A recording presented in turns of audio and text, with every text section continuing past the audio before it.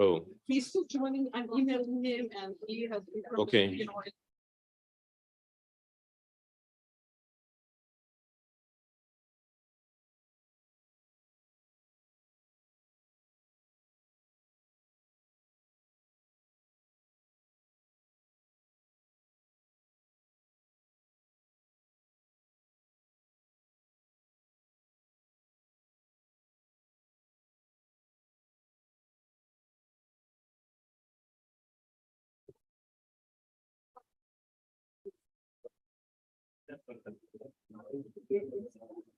okay. Ladies and gentlemen, colleagues, friends.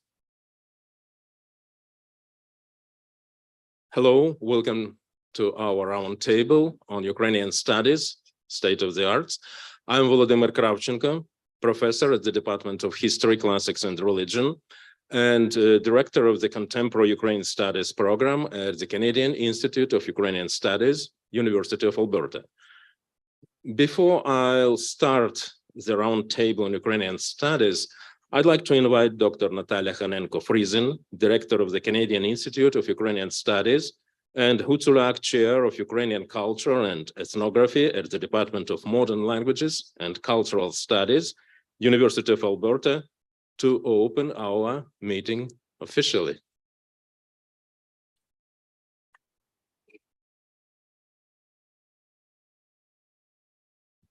Welcome, welcome.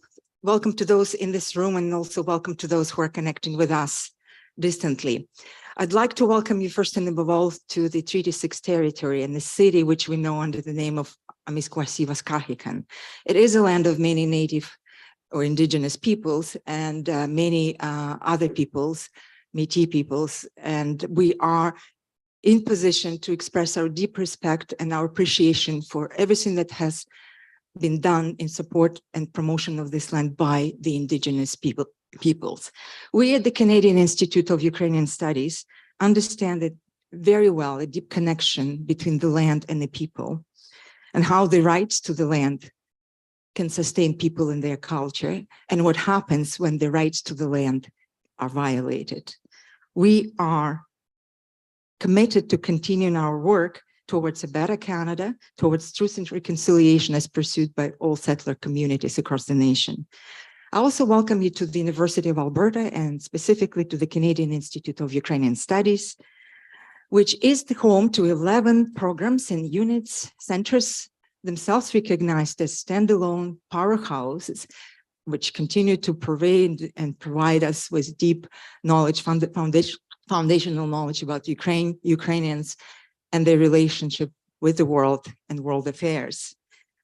Since 1976, we were at the forefront of the emerging and continuing discussions and debates on Ukraine and Ukrainians in the world. And Russian military aggression against Ukraine since 2014 is an assault on Ukraine's sovereignty, democracy, people, and their very right to exist as a Ukrainian nation. It is also a threat to the global security, peace, stability, international relations as we know it. President Putin unleashed this war not only to erase Ukraine, but also to erase Ukrainian history, thus making history very much the key part to the expanded geopolitical crisis in which we're currently all living. And historians have been facing an urgent need to respond to such undoing of history by Russia. With the escalation of the war at CIS, we have engaged last year in numerous initiatives in response to the war. And I'd like to mention one of those initiatives, an international seminar which we co-hosted together with a couple of international partners, German-Ukrainian Historical Commission and Ukraine-based journal Ukraina Moderna, which had focused and was titled Historians in the War, Rethinking the Future. As you see, the title of that initiative, which convened every 2 weeks on virtual platforms, had focused on the future. And today's event is very much anticipated continuation of what we have been doing at the Institute thus far. And importantly, also an important and substantial departure from the original focus, from the early initiative. It is an event which is coordinated and hosted by Contemporary Ukraine Studies Program. Dr. Volodymyr Kravchenko and his team have been very much, again, on the front lines of intellectual pursuits these days, engaging with you, dear guests, dear participants, in very important debates, which we will be part of today. The roundtable Unpredictable Past, again, focuses on the past, brings us back to history, revisiting European, Russian, and Ukrainian historical studies, will examine institutional and intellectual transformations that have occurred in Ukrainian studies since Russia's physical war against Ukraine that began in 2014. I'm very much happy to pass on the torch back to Volodymyr Kravchenko, who will introduce the event and will discuss a little bit further what is it all about. Thank you very much.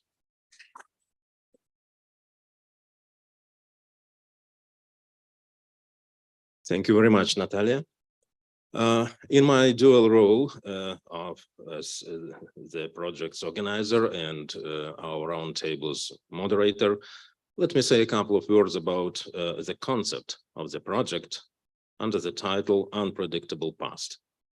It is organized by the Contemporary Ukraine Studies program of the Canadian Institute of Ukrainian Studies. Our roundtables today and tomorrow in Banff are organized by the committee with Vita Yakovleva, Alexander Pankeyev, Serge Tsipko, Ostap Kushnir, Frank Sisin, and yours truly as members. The Unpredictable Past project is supported financially by the Contemporary Ukraine Study Program and the Kowalski Program for the Study of Eastern Ukraine of the Canadian Institute of Ukrainian Studies. And this is not just about the past. The past in Ukraine and all other countries in between, it's a living system of values, political concepts, and that is why we decided to include it into the program, into the agenda of the Contemporary Ukraine Studies. The project includes several roundtables, public lectures, workshops, and publishing of the collection of essays. The idea of the project was born about 1 year ago, during the initial stage of the Russian aggression against Ukraine. I was working on the book on the history of Ukrainian studies in North America during and after the Cold War, and I asked myself a question: is this time for another large-scale revision of our field of studies? The similar revision started already in 1991 with the dissolution of the Soviet Union. There have been many attempts to reconceptualize the fields, so to say, responsible for producing of expert knowledge about the former Soviet space and time, to reassess the role and place of imperial, national, and regional phenomena in the history of respective peoples and states, to introduce new concepts and methodologies in the humanities and social sciences.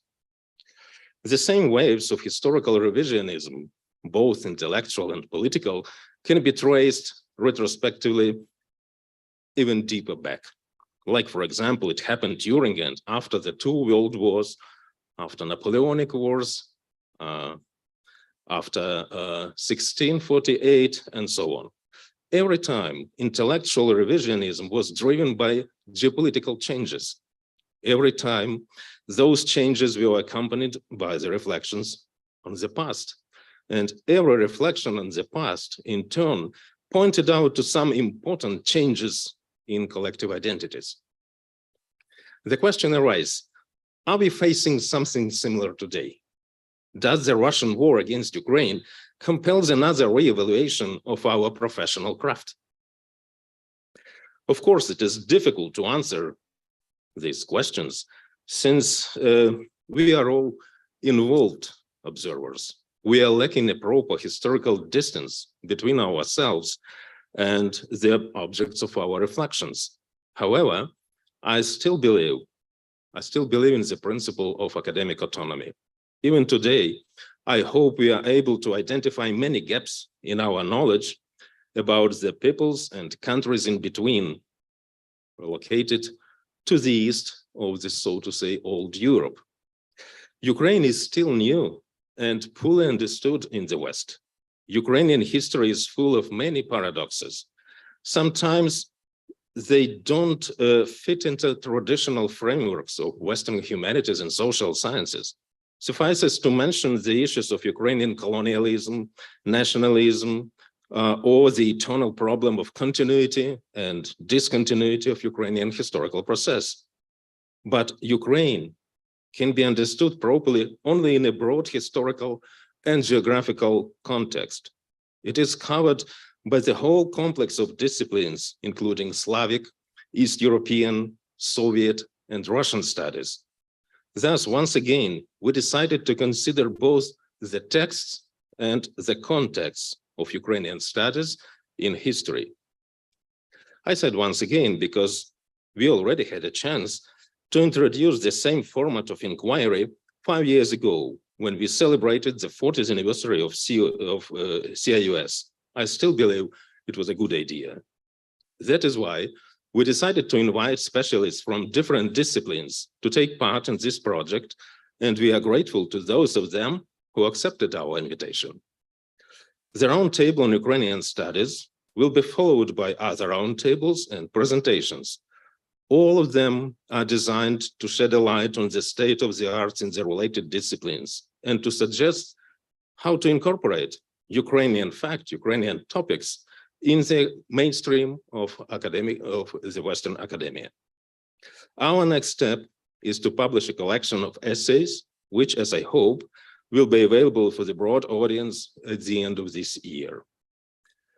Now about our participants. I do believe that all of them are well known to you. The roundtable includes Yaroslav Hrytsak. He's going to join us online, and we still have some problems, technical problems with this. Yaroslav Hrytsak, who is professor of the Ukrainian Catholic University in Lviv.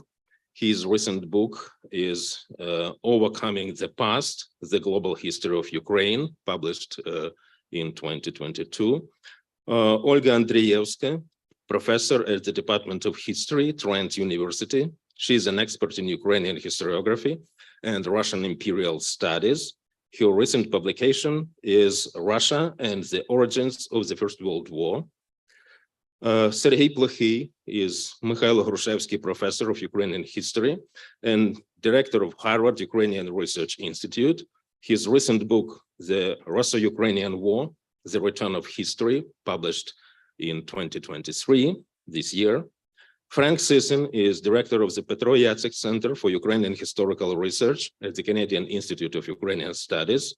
He recently finished his long-time publishing project, English translation and academic edition of the History of Ukraine Rus by Mikhail Hrushevsky. And Serhiy Yekelchik, professor of history and Slavic studies at the University of Victoria and president of the Canadian Association of Ukrainian Studies. His book, recent book, Writing the Nation, The Ukrainian Historical Profession in Independent Ukraine and the Diaspora, was published in 2023, a couple of months ago. I hope I didn't miss anything of importance. We provided our participants with a questionnaire beforehand. The list included various questions about methodological and conceptual and topical aspects of our disciplines. The participants were free to choose any of them as the main basis for their presentation or to propose their own questions for the debates. I would ask each of our participants to start his or her brief presentation with a couple of words about their chosen topics. And after the presentations, we'll take questions and comments from the audience. Now I invite our participants to take the floor.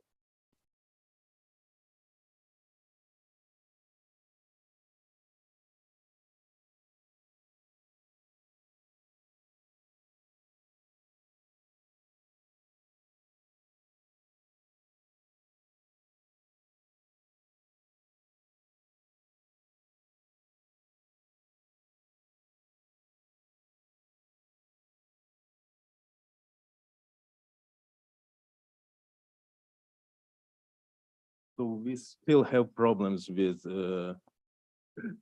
no Ukrainian connections. So let us start our roundtable with Olga Andreevsky.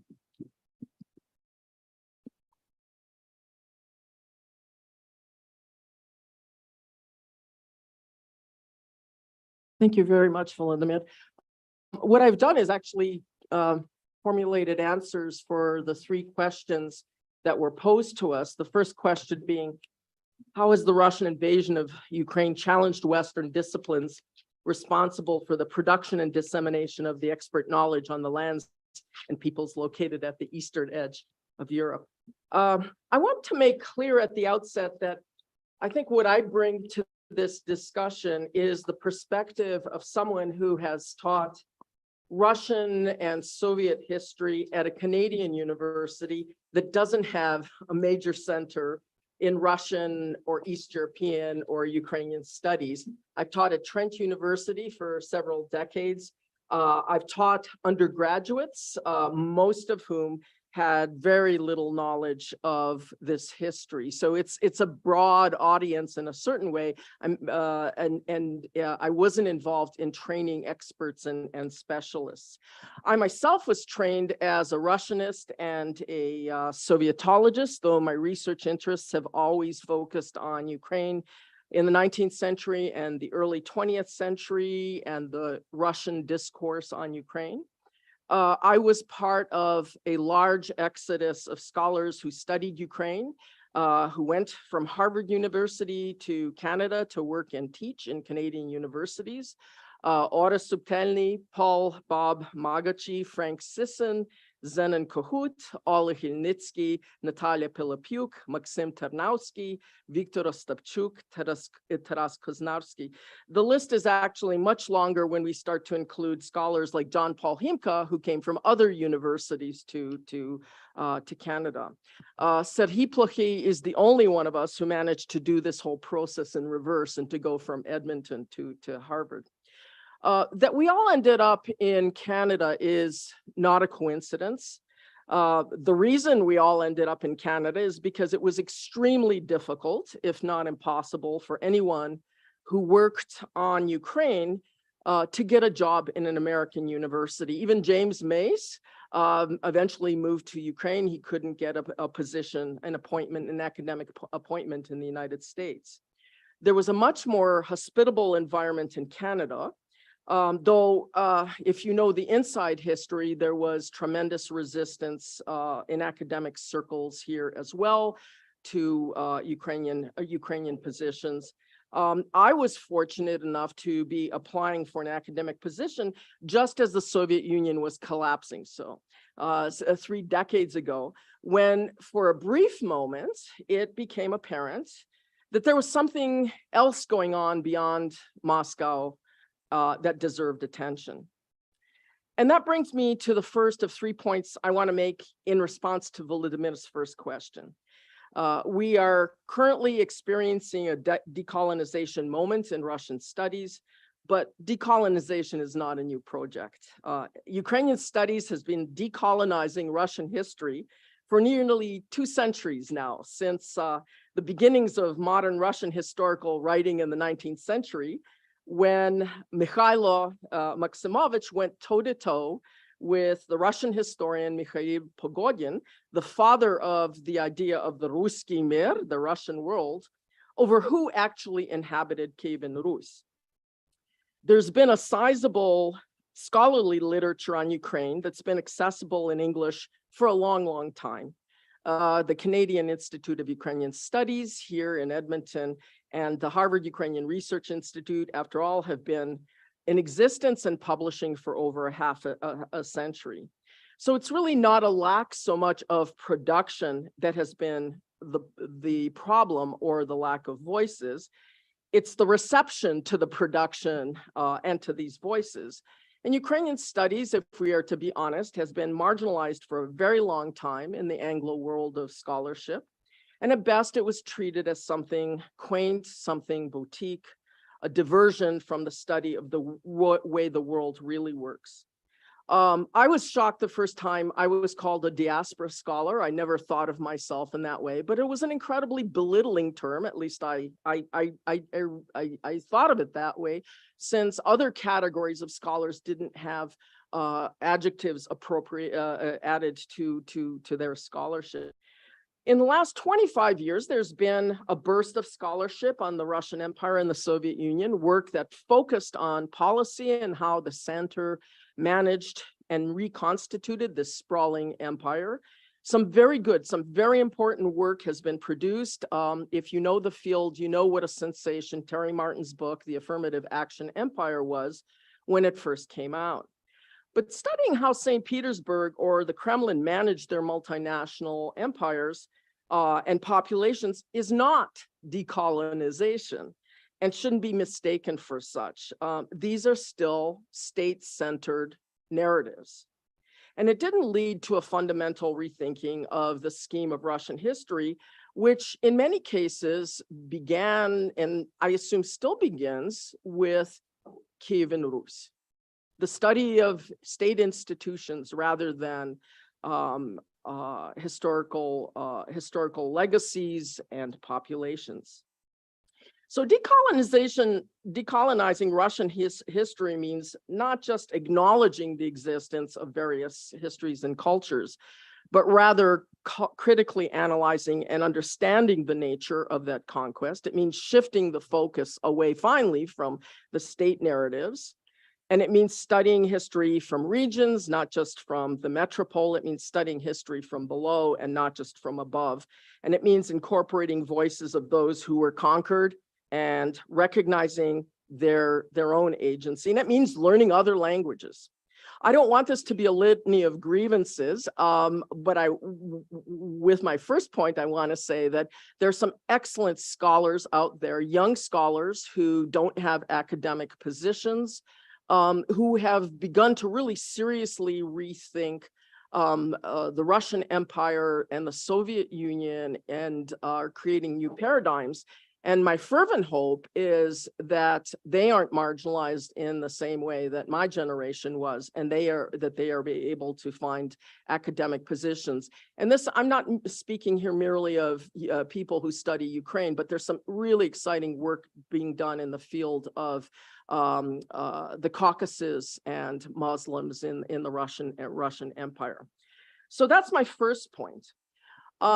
My second point starts with the fact that despite all of this talk about decolonizing Russian history, there are entire fields of Western academia that remain untouched and unchallenged by this war. You may know the name John Mearsheimer if you're following events and the whole discussion around international relations. He's a vocal opponent of aid to Ukraine. He's a University of Chicago political scientist and international relations scholar. And he's not just some kook. He represents a whole field of international relations scholars in the West. They call themselves the school of realism. And one of the points that many of them make is that it was NATO enlargement that really provoked this war on Ukraine. That is a much more common view in the international relations field than you might assume. It's really a dominant view in many cases, because for every Paul Deneri, who's a political scientist who studies Ukraine, there are hundreds of political scientists in the field who view the world through the lens of great power politics and regard Russia's drive to achieve regional hegemony as natural and national. And this war has not made a dent in that view. As recently as a few weeks ago, there was a political scientist from Northeastern University, Max Abrams, who had published an article in The Atlantic that the way to bring this war to an end is less aid, military aid to Ukraine. The problem here is epistemological. That is, it's baked into what international relations folks study and how they study it. Which brings me to my third and final point, which is that the future shape of Ukrainian studies is being decided on the battlefield. It's not just an existential war for Ukraine. It is an existential war for Ukraine. It's a war of different political systems, but it's also a war of historical narratives. And the kind of genocidal war that Russia is conducting in Ukraine kills people, but it also is intended quite deliberately to kill memory, to kill identity, to kill history. It's no coincidence that Russian armies are looting and bombing museums and libraries. And if Ukraine is able to recover its territory, if Russia is, as it appears to be, greatly weakened as a great power, then I think even the school of structural realism will have to confront a basic lesson of history that great powers are themselves historical phenomena and not eternal categories. So that's my answer to the first question. I don't know, Volodymyr, should I keep going, or are we, how shall we proceed? Of course, this is not the end of our discussion, but I do believe that our format will be simple. I'll ask all of our participants to express what they want to express, and after that, a series of provocative questions would be great from the audience and from ourselves to each other. Thank you very much, Olga. Oh, sorry. Yeah, sorry. I thought we were going to go around and answer each question. So the second question that Volodymyr posed was, what are the blind spots and controversial topics in national history narrative? And what I want to just briefly say, and my second answer won't be nearly as long as my first, is that there are some interesting things happening in the university curriculum in Canada and the United States. And it's going to seriously affect how Ukrainian studies goes ahead. In Canada and the United States and elsewhere, national history in the sense of a unified grand narrative covering many centuries is dying, if not already dead. History departments are moving or have moved well beyond the study of great powers, historic nations, as they used to be called, great European powers specifically. And I would say that's a good thing. Ukrainian history could never compete with this great great power paradigm. That is, there are courses on American history, British history, German history, and Russian history. And Ukrainian history could never compete in terms of enrollment or interests. And what we're seeing is the rise of global history in the last two decades, whatever that means. So it's not entirely clear what global history is, but of course it means at its most basic paying attention to the world beyond these great powers, to include other continents, to include women as well as men, indigenous populations and minorities, as well as colonial elites. It's put a sharper focus, I think, very good focus on the vantage point from which these histories are being told, and a recognition of the power structures of which the historian himself, herself are part. So what the collapse of national history has done is to open up opportunities to frame Ukrainian history in new and different ways, and to link it to other developments in other histories. And as I've said, it's not a bad thing. Thematic courses have largely taken over the undergraduate curriculum in Canada and the United States. And here, clearly, I am not speaking of Ukraine. There are a few history departments, there are very few history departments by now that don't teach courses in genocide studies. And that's one way that Ukrainian history, and specifically the Holodomor, has entered this larger discussion. Similarly, you'd be surprised by how many courses there are in the history of famine and the history of modern famines. And here again, the Holodomor, just to give you one specific example, is playing a very important part and introducing much larger, broader audiences to a glimpse of Ukrainian history. And I think this is really a revolutionary development, because it makes it possible for the first time not to study states and great powers and how they achieve their great power status, but to look at histories and peoples that were never taught in classrooms. It's a different way of understanding the past, and there's a lot of really interesting creative work being done. There are historians of Ukraine working in the field of environmental history, for example, or food history. We ditched our first-year course in European history 20 years ago. We teach a first-year course on terror, in which it makes it possible to talk about the pogroms of 1881 that took place in Ukraine. I mean, it's a wonderful vehicle for being able to bring in all sorts of other experiences. Of course, this is not a replacement for research centers. It's not a substitute for developing expertise, for learning languages, but it is a way of bringing Ukrainian history, or rather parts of Ukrainian history and the Ukrainian experience, to a really broad audience of university students and linking Ukrainian history to universal themes. I won't do my third question. Thank you. Thank you very much. Thank you, Olga. And I can see Yaroslav Hrytsak. Slavko, can you hear us? Can you see us? Just let us know. Yes, I can. Yes, I can. Okay, so the I floor do is. hear you.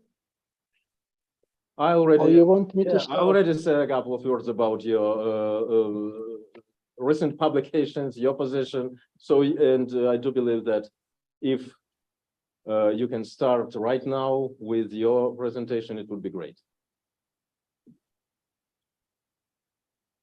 Can you hear Thank me? you so much, Volodymyr. Thank you for organizing this excellent conference. Yeah, I do. Can you hear me? Yeah, we can see you, can hear you. Is there some kind of miscommunication? Okay, thank you. So as I said, thank you so much, Volodymyr, for organizing this conference. Thank you for having me here. It's a great pleasure and honor. And I would like to build my first answer to the first question on what Ola just mentioned, this kind of epistemology, because I believe it's essentially important.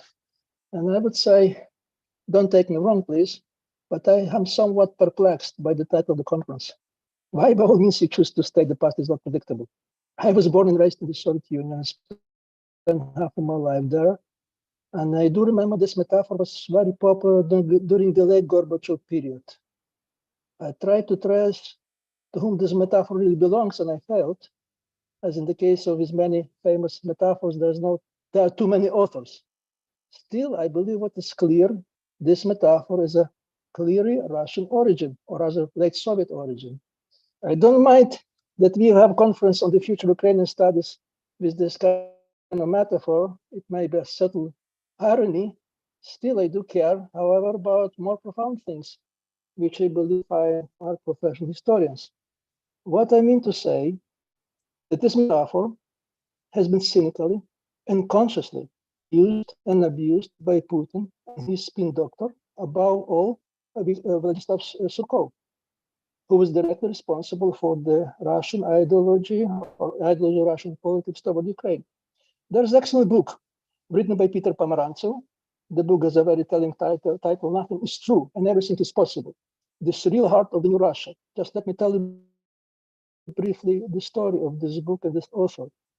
Peter Pomerantsev is the son of the Soviet Ukrainian dissident who immigrated to the Great Britain by the late 70s, and the book focuses on the machine of the Kremlin propaganda. It has been written on the first-hand experience. Peter Pomerantsev Jr. served or worked for several years in the Russian TV because he has a knowledge both of Russia and English.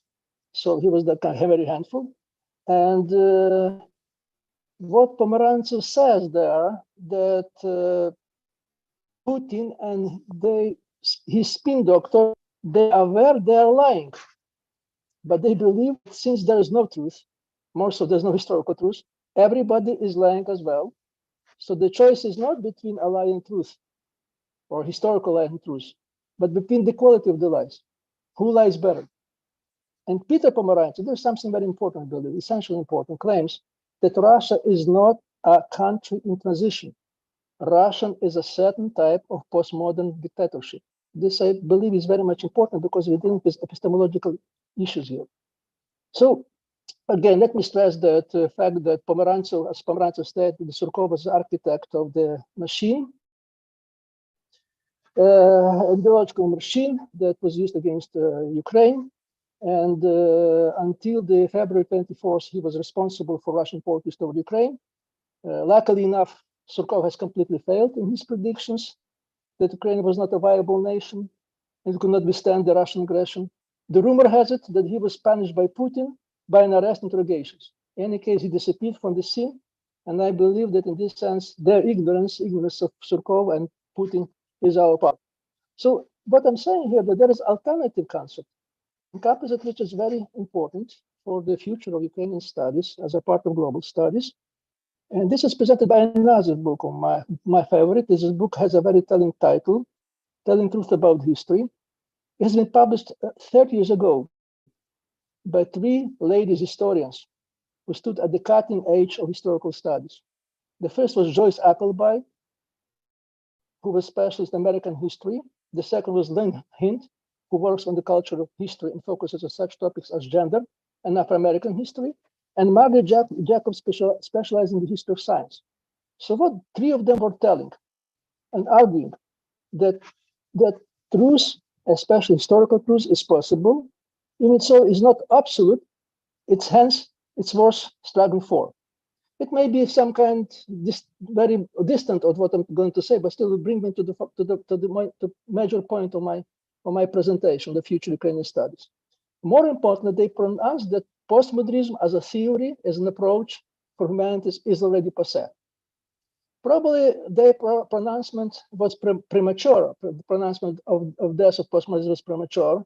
Anyway, Putin, Trump, Orban, or Kaczynski, they all live in the world post-truth. And still, I believe Ukraine may present an important empirical truth that truth still matters. And this here I'm referring to another book that's written by Marcy Shore. Marcy Shore, who is a specialist on the history of phenomenology in the Eastern Europe, in communist Eastern Europe, communist Eastern Europe. And she wrote a book on Euromaidan in the sense of the phenomenology. And basically what he says, that something would happen in Ukraine, particularly Euromaidan, was really epistemological breakthrough. Because what Ukrainian did and what Ukrainian showed, that there is such a thing as a values, there is such a thing as historical truth. And this is something that he was fight for and never die. She refers to a very particular moment. You may remember that. There was a young lady who served as a medical nurse of the Maidan, and she was shot by a sniper. At that time, she tweeted, "I was shot." And what Marcy says that from the point of view epistemology, this is probably the most radical breakthrough that ever happened in the recent world history. So therefore, he says, she brings to our point the importance of Ukrainian case, especially during Maidan and later on. Recently, I was approached by 2 other humanitarians who did know about the work of the Marcy Shore. One of them was a Polish historian who left the field. He worked as a Polish ambassador to Iraq, and sometimes he served also as a military officer. And he said to me exactly the same things. He said that since beginning of the war, of the Russian-Ukrainian war, which is we have really kind of the end of postmodernism. There's really kind of epistemological breakthrough.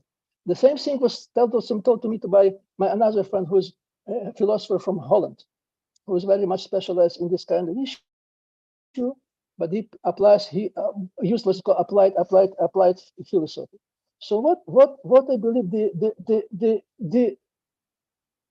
the crucial thing is, I believe that what we're facing here, there is a certain trend, a very important trend, not particularly historians, represented by historians, but also by historians as well, but also some kind of philosophers, other humanitarians, and I will just name the names, like Leszek Kolakowski, Tony Judd, Timothy Gerton Ash, Richard Timothy Snyder, Marcy Shore. The list probably is long for them.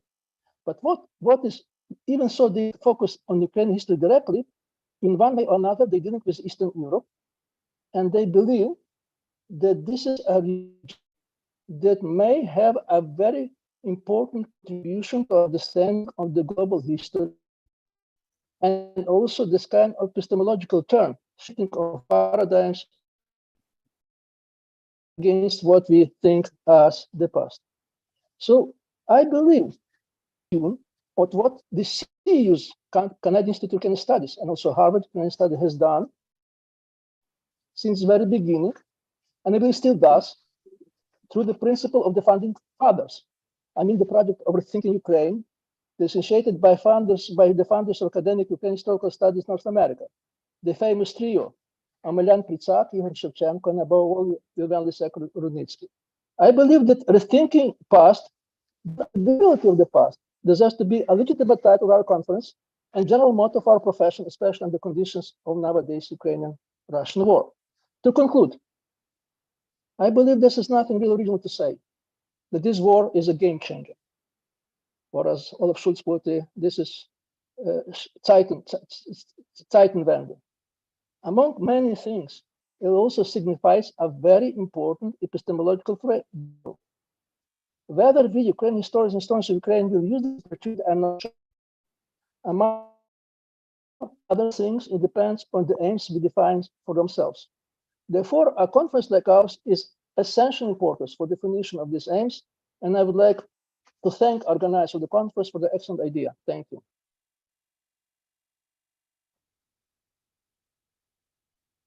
Thank you very much, Slavko. And I invite Sergei Plokhy.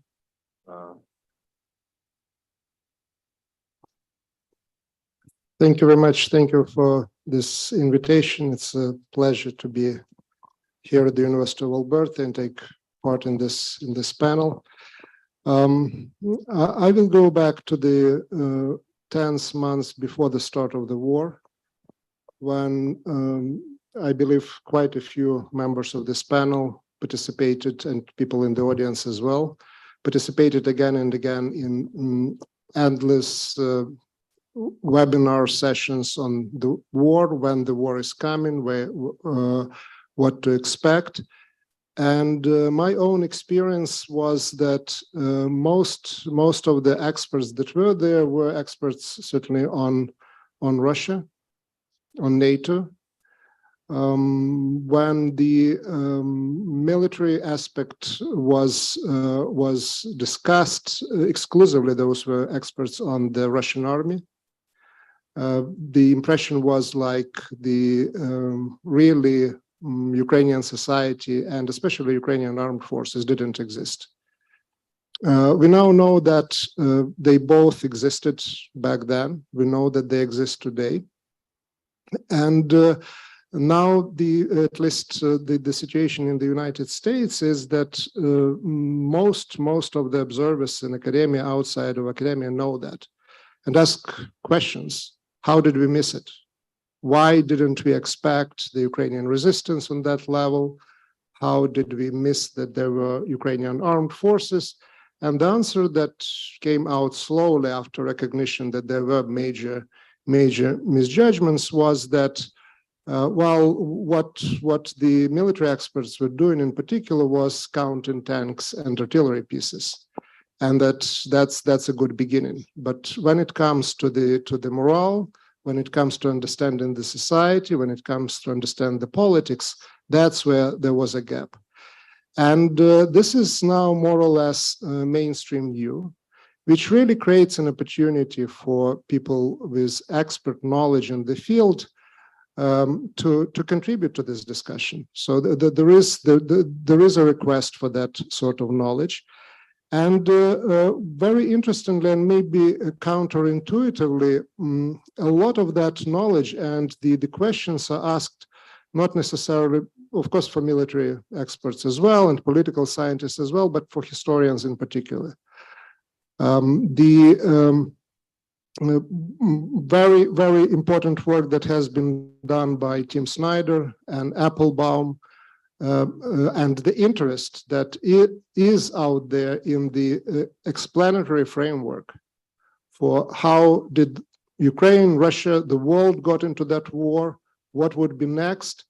Very interestingly, actually, that sort of questions, important questions, essential questions, they ask to historians more other experts in the field, which again puts a particular responsibility on us, on our field, and creates an opportunity that probably will not last forever. But this is the time, this is the moment when our voices can be heard. Not just voices of experts in the field in general, but historians in particular. Now to the challenges that this new attention, maybe unexpected attention to the country, to the field, puts in front of us.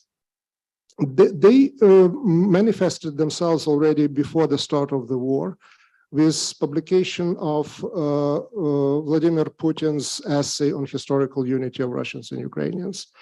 And I can tell you from my experience and my discussions with colleagues both in North America and in Ukraine, that the overall response was that, well, it's not really history, it's pseudo-history. How can we engage really directly in debunking what is there? Because by doing that, you already provide sort of legitimacy to the argument itself if you get engaged with it. What turned out a few months later was that was not just an exercise in bad history and misuse of history, that was a preparation for the war. And the question for us, for our field, again, how you respond to that without providing the legitimacy to the arguments, quite bizarre arguments, outdated arguments of the other side. In the first weeks after the war, a number of organizations in the United States organized the marathons, and I participated in one of them where the experts in the field, broadly defined, were asked to comment in one way or another on their research that would be somehow related to the war, somehow would help to explain the situation. And it was a very, very interesting, first of all, show of the goodwill on the part of the field as a whole. It was also a very clear understanding what that field looked like, because again, the experts on Ukraine per se were really minority. The majority were people, mostly in Russian studies, really trying hard to contribute to the effort, academic effort that they considered to be important. But certainly, at best, what we were getting in most cases, what Ola Andrievska was just talking about, it's about still a view from the center about maybe nationality policy, and Ukraine would be part of that. So the openness on some level continues certainly with the Association for Slavic East European and Central Asian Studies. There were a number of panels organized at their convention last year, and the main theme of the new convention is also decolonization. So if this is not a call of, okay, guys, let's think about that, let's talk about that, we are prepared to hear, I don't know what else can go or can be on par with that call. And the question is, again, now is the moment, what can we offer? What do we have to offer? And that sort of a discussion, which is happening ahead of time before ACES and a number of other panels, it seems to me extremely, extremely important, given that we have this opportunity to exchange opinions.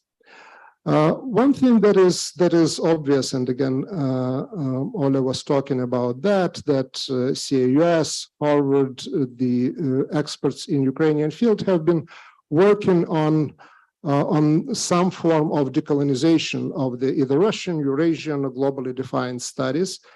And what we can offer is in many ways just reminding people about all this work that has been done for the last 20, 30 years. So basically bringing it back to the fore, because the average attention span of our colleagues is really focused on the books that appeared 2-3 years ago, and then you move on and there are new publications. So bringing this back, it's one very important factor. Another one is thinking about the field as a whole, and most of the time, our field is defined within the sphere of Russian Empire or the Soviet Union, not exclusively, but most of research that is there.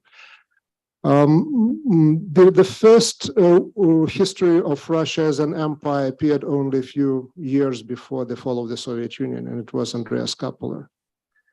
And talking about the works done on the history of the Soviet Union as, again, not focused on the center and just dealing with nationalities, and not focused on one of the republics, but trying to assess the phenomenon as a whole, I personally know just one work, and it's not published yet, and it's dissertation done under Terry Martin by Erin Hutchinson on the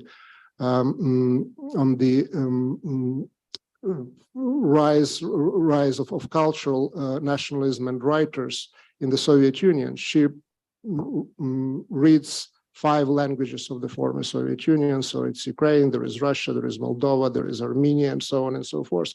This is the first work of that sort that is truly the work on Soviet history in its multi-ethnic definition.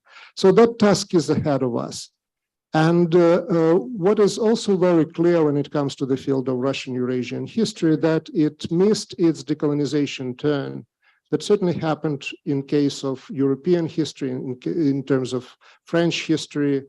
At least those processes started at least in the 1960s. And I don't think that, again, a major change occurred around the fall of the Soviet Union in 1991. But in that sense, the field is just unbelievably old-fashioned and out of touch with what is happening in other fields, and particularly fields of European history. So there is a lot what we can do to help to transform this field. But for that to happen, we have to be engaged. We have to be involved. We shouldn't understand decolonization as the way of building actually much taller walls and stronger fortifications between the Ukrainian history and Soviet history or Russian history. And here I want to add again, Russia, it's about the war, it's about the way how our field is there. But Ukraine and Ukrainian historians have something important to contribute also to rethinking the history of the Ottoman Empire, to rethinking the history of Central Europe and Austria-Hungary, to rethinking history of Poland through the history of Polish-Lithuanian Commonwealths, but history of Polish-Ukrainian relations. So I think it's important to think about decolonization as not just taking on the old Russian narrative, but also thinking about this broader opportunities that history of Ukraine offers us. And now what about us, Ukrainian studies per se, narrowly understood? Is it just that somebody else has to change and somebody else has to decolonize, and we just have only wisdom to offer? I think that there is a demand for rethinking our field as well. And the demand, and Volodymyr Kravchenko was saying in opening remarks about that the impulses and this sort of demands really come from the transformational changes on the ground. And Ola Andrievsky was talking about the decolonization. It seems to me happening on the front line. So at least that's an important factor. And looking at Ukraine today, looking at the decolonization when it comes to the monuments, the way how it is understood, who stays, who goes. This is a new set of questions that people on the ground in Ukraine try to respond to, try to answer. And for us, this is really a task to look again at Ukraine as part of the Russian and Ottoman Empire, as part of the Soviet Union and Soviet history, and what is Soviet and what is imperial in the not just history, but also in long-term impact on the development of today's Ukraine. We have also a challenge there because when the rest of the world moved very much to the post-colonial studies, what is happening in Ukraine have been defined very often as anti-colonial war from the perspective of Ukraine, imperial colonial war from perspective of Russia. And what it puts on the agenda, the questions that it asks are about anti-colonialism, when what the field, or at least broadly defined field, wants us to talk about is post-colonialism. And that's again a challenge, how we deal with this demand of the field versus realization of what sort of questions are put on the agenda on the ground in Ukraine. And in conclusion, a few words about our responsibility of historians who gathered here, historians working in the West, and Ukrainian historians who get more and more integrated into the Western academia. Because one thing that this war produced, it produced a massive outflow, not just of people in general, but also academics into European and North American institutions. We know how difficult the situation is with the permanent positions.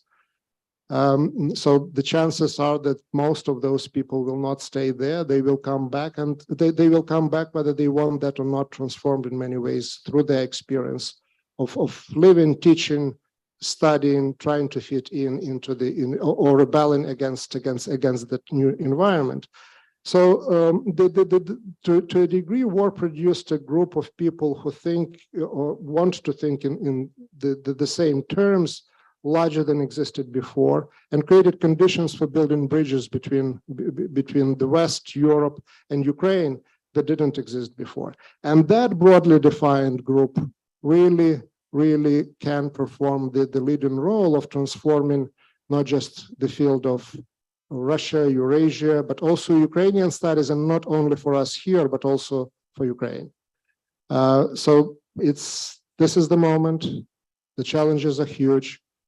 And I think that, again, this discussion is very important in a way of thinking of how we can respond to those challenges. Thank you. Thank you very much, Sergey. Frank Sisson is our next presenter. Frank, the floor is yours. Okay. Is this hello? Yeah. Yeah, it works. Okay. I begin this with the case of Ivan Lysyak-Ruditsky. One of, I think, our most important recent publications have been the diaries of Ruditsky, which were found and with a whole saga and published, but also because Ivan Lysyak-Ruditsky, I think, represents the core of the problem faced by most of those who wanted to deal with Ukrainian history. He arrived in North America immediately after World War II, thinking of himself as a historian of Ukraine and wanting to work on it, and was quickly informed by the powers that be in North America that you had to get Russian to get ahead in the field, to be part of North American academia of that time. And he should reprofile himself as he could, which to a degree, through his interest in the Rachmaninoff, he was able to do. And eventually, to get a position at American University. He continued doing research that most of us would still call Ukrainian history, but that fit within the borders that had been set down by the powers of North American academia. But when his tenure decision was coming up, it was argued that he didn't do the main line of Russian history, and therefore was not appropriate for a tenured professor of the university. It was a battle that was fought out with students involved in defending his case, because as we all know, he was an excellent teacher and a lecturer. He, in the end, won this battle. So it's one of the few ones in which we can say that the decision came down well. But by that time, he had been offered a position at the University of Alberta to teach Ukrainian history to do what he originally wanted to do. And as we well know, that was very important for the development of Ukrainian historical studies at this university. But I think that this is emblematic of what happens to that generation and other generations that come later. That is, Ukrainian history didn't fit and doubly would not fit. That is, that there was no way really to easily integrate it into the structure and paradigms of the time. Now, that Ukrainian history was studied, as we heard before, was largely due to the formation of institutes like the Canadian Institute of Ukrainian Studies and the Ukrainian Institute at Harvard, who could provide both the support for young scholars and in some cases positions, and could further publications. But there are those who later called the problem with Ukrainian studies and Ukrainian historical studies their ethnic basis and bias. That is, that this distorted their vision. Now, one could easily make the other argument that had they not existed, almost nothing would have been done, or very rarely would any study have gone on. But I think from the vision of today, can one imagine someone saying that, no, you are not competent to teach indigenous studies because you're an indigenous person? And yet that was the way our field looked at it. You could easily, and the ethnic card could be played by those who dealt with Ukrainian history. Now, I'm not saying there are not those who were not biased and that did not push the Ukrainian issues too far, but it was an easy game to play to bring down those who wanted to work on the Ukrainian field. And I can give some specific examples later if we want to in a discussion. Now, when things changed, and they changed greatly with the breakup of the Soviet Union, it was largely social scientists and political scientists who study what might be called contemporary history in many ways, at least post-World War II, and in many cases post-Brezhnev history, who moved into the Ukrainian field. Some of them doing very good work, but many of them coming with both their presuppositions from the Russian field and frequently without knowledge of Ukrainian language. And this, I think, shaped the way they wrote about Ukraine. But we do have cases within the historical field where people in the Russian imperial period move into and want to work on topics associated with Ukraine. But often when one looked beneath what was being written, one found that not having been trained to do Ukrainian history, they often missed very basic facts, sources, and could make statements, for example, about the early modern period and what was written then that made clear that they'd never really read it. Not many cases, but few existed in the field. It was good because new people were entering, and they were entering from what was traditional Russian history. And in many cases, we got good works out of this. The other element of Ukrainian historical studies that I think we have to face is that, in great contrast, say, to the fall of communism in Poland, when there were blank spots of Polish history on Katyn and other such events that had to be filled in, there was already a thriving historical profession that had not lost contacts with the historical profession outside of Poland. One can argue in many ways this was true to a lesser degree in Russia itself, in Moscow and in Leningrad, St. Petersburg. But as we well know, Ukrainian historical studies were decimated in 1972, and not only then. There were relatively fewer people who could work on Ukrainian history, that whole areas were taboo. The idea that one could not publish the sources of the 17th and 18th century after 1971, 72 in Ukraine, mark it off as being very different from Armenia or the Baltic countries, and certainly from Moscow. And that meant that although there were good historians working within the Ukrainian historical establishment, I would still believe there were many fewer. And in a certain way, this was a negative impact on the formation of now new study on Ukrainian history in the 1990s. And in certain ways, it was positive because it meant Ukraine was more open to various influences, some coming from traditional Ukrainian historiography, some coming from the diaspora, some coming from the various Western scholars and international scholars with whom they came into contact and where they got their grants. I think what it was remarkable over the past 30 years has been that development of Ukrainian historical studies in Ukraine. I remember when a young assistant, Yaroslav or Slavko Hrytsak, had to pick me up from a train in 1990 or 91, sent by Professor Isayevich. I thought that maybe the young fellow would have a future.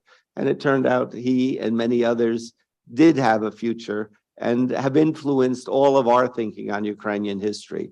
For those of you who want some proof of this, please take the volume we have just published on 18th century Ukrainian history, 23 articles, 18 of them by scholars in Ukraine that are translated. This whole area of a period that was not worked well by traditional, that is pre-Soviet Ukrainian historiography, shows how much progress was made in that field.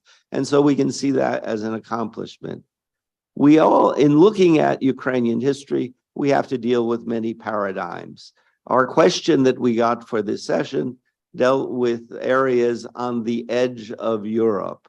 Well, on the edge of Europe is one of the paradigms.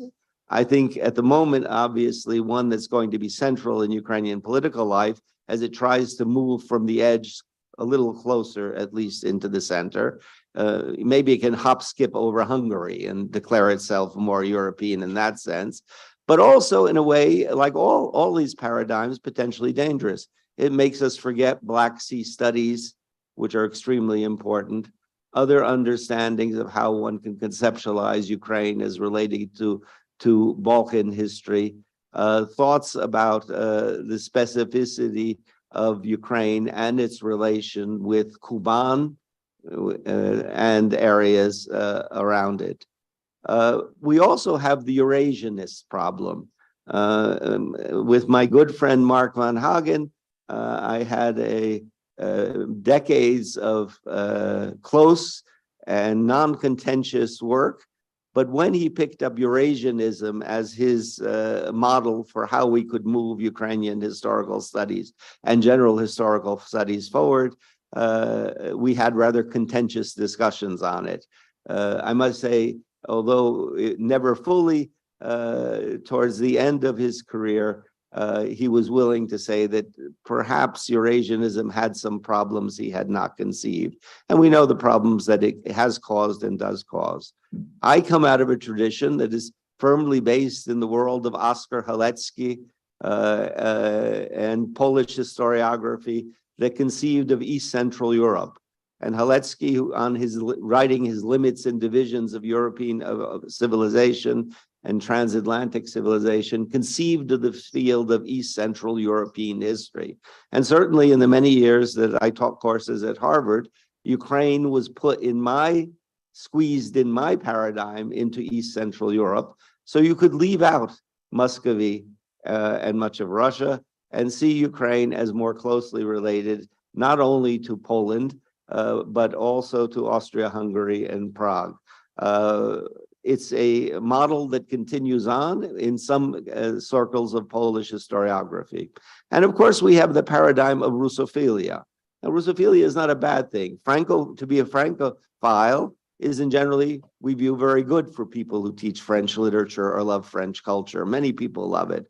There are many reasons people may love Russian culture.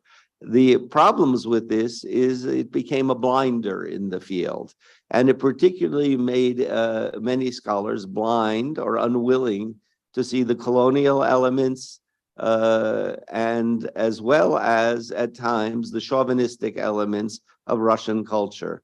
On a test to see how we get our knowledge, I looked up Pushkin and find that in his article in Wikipedia, there is no mention of his well-known poem To the Slanderers of Russia, which brings his falling out with Mickiewicz.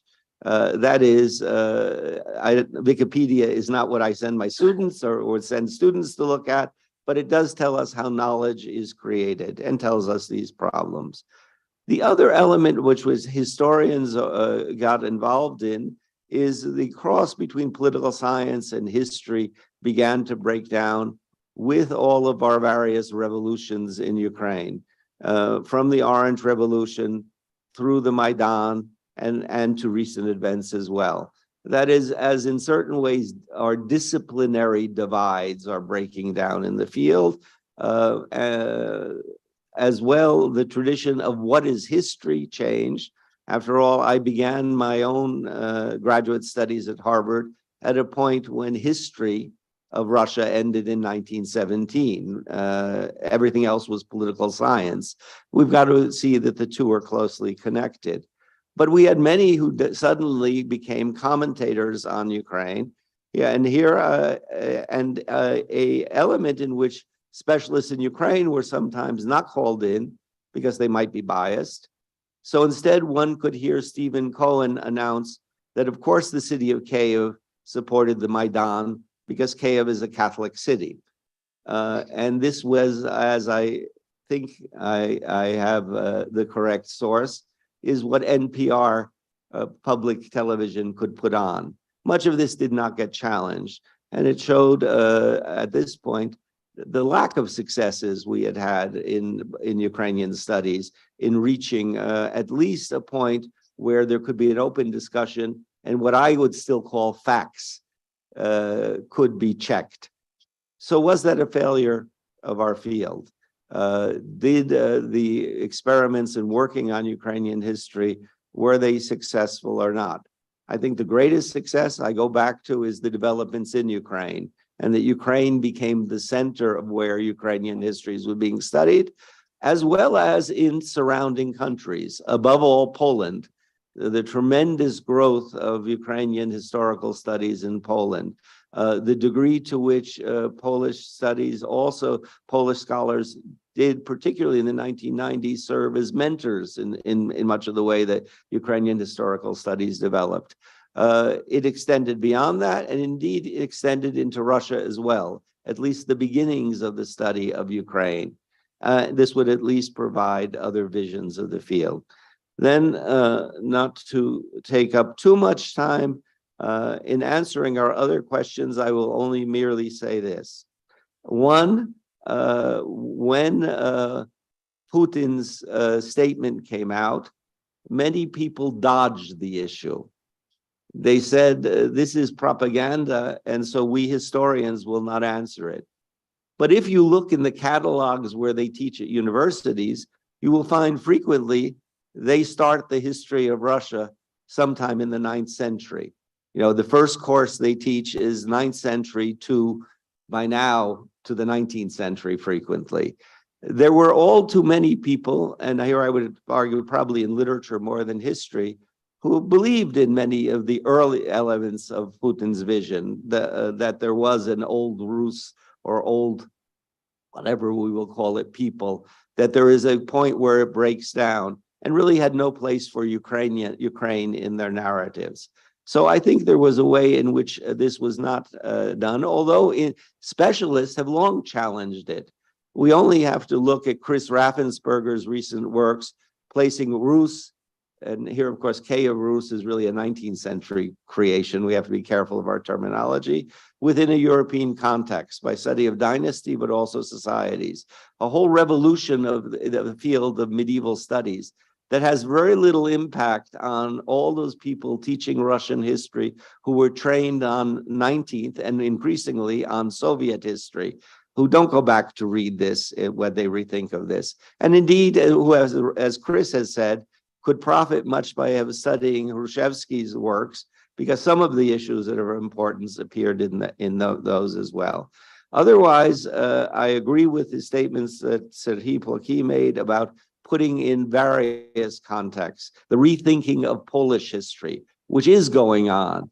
because suddenly Polish scholars are for the first time finding that they have to read Ukrainian, which many of them, other than the specialists, have not been reading lately. And the reason is because Ukrainians are writing things about the Polish-Lithuanian Commonwealth that are not only Ukrainian topics, but are new conceptualizations of Polish history. How could you really know Polish history and not read the works of Natalia Yakovenko? So this is something we can see where there will be a contribution in this field. The other areas, the famine has been brought up, I think of extreme importance because of the degree to which oral history and survivor testimony were crucial of discussing issues such as whether the Ukrainian borders were closed during 1933, something that was denied for a long time by the specialists in Soviet history, and showed how emigre groups with their biased, politically fanatic at times members could also be a historical source that could teach historians something about the past of Ukrainian history. One of the issues that we have to deal with is in dealing with totalitarianism, Nazism, extreme nationalism, collaboration with the Nazis, and then dealing with collaboration. Do we call it collaboration with the Soviets and Russians? Was there collaboration with the Polish government, as a lot of Ukrainians thought were happening in 1919 to 23?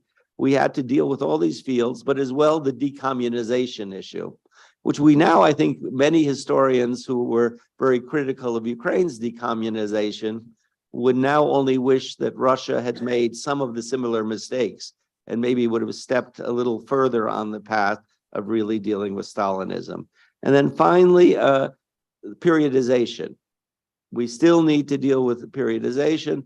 There's still very good works. I'm reading Adam Teller's amazing book on the Jewish survivors of the massacres during the Khmelnytsky uprising.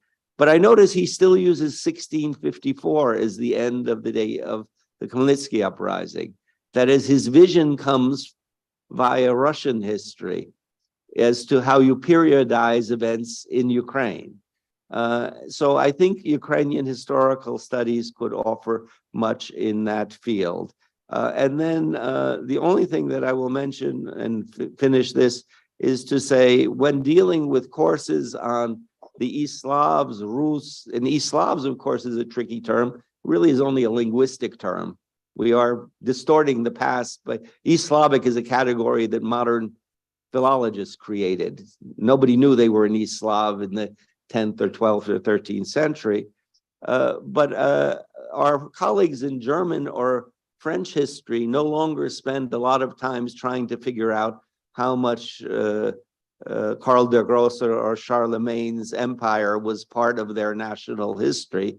And yet we are back into this world with Putin's immense statue now put up of Volodymyr, as he's called in the Chronicle, or Vladimir, as he is on coins in Church Slavonic, or Volodymyr in modern Ukrainian. And as textbooks in Russia begin to drop the events that occur in Ukraine from their past.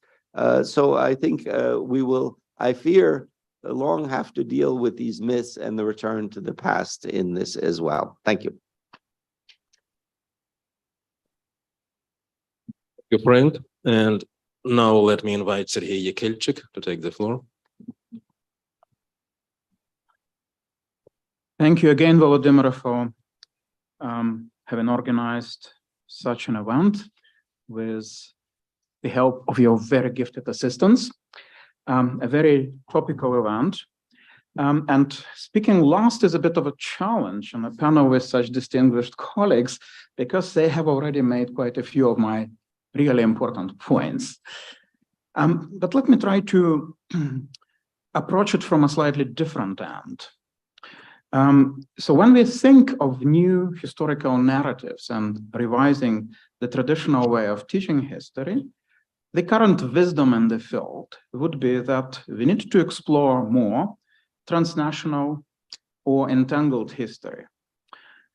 And I have tried, and quite a few colleagues in the field have tried.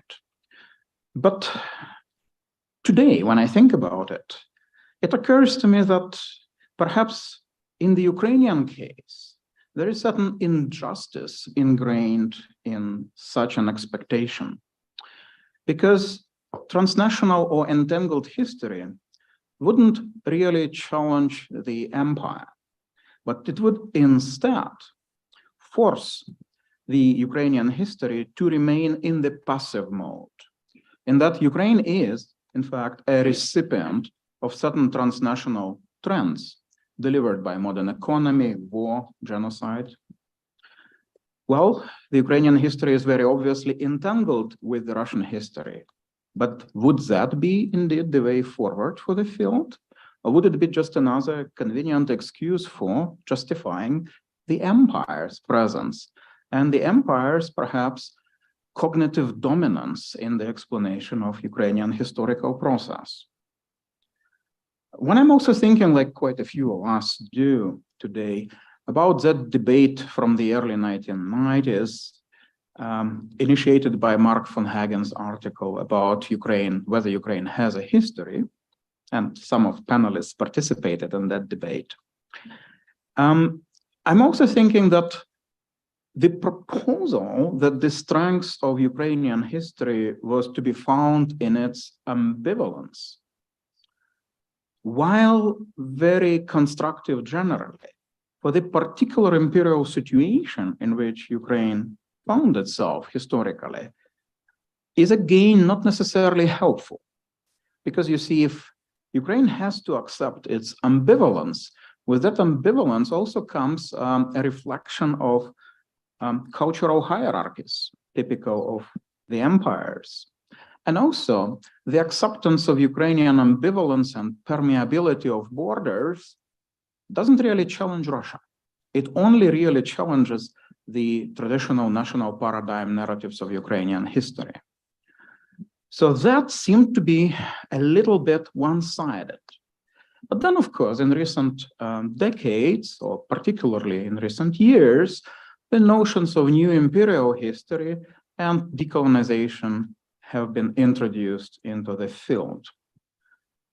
Here, at least, new imperial history was being applied to Russia by some distinguished writers in the field, including Ilya Gerasimov, who was supposed to be at this event, doing very interesting work on deconstructing the languages of the empire, questioning the normalcy of the empire. As you would remember, Slavko Hrycak spent some time arguing for the normalcy of Ukrainian history.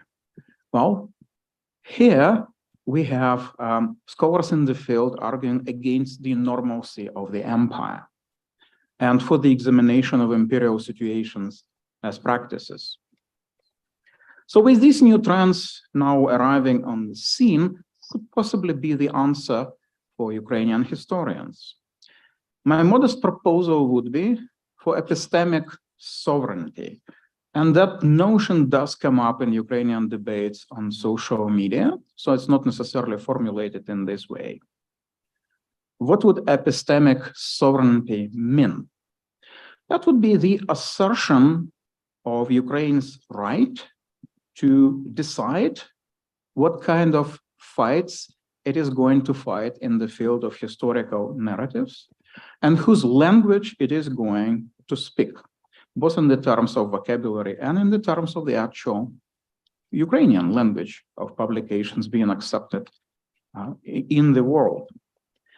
And of course, these are the same questions that belong to the field of new imperial history and that guide us through the channels of decolonization to address the traditional narratives.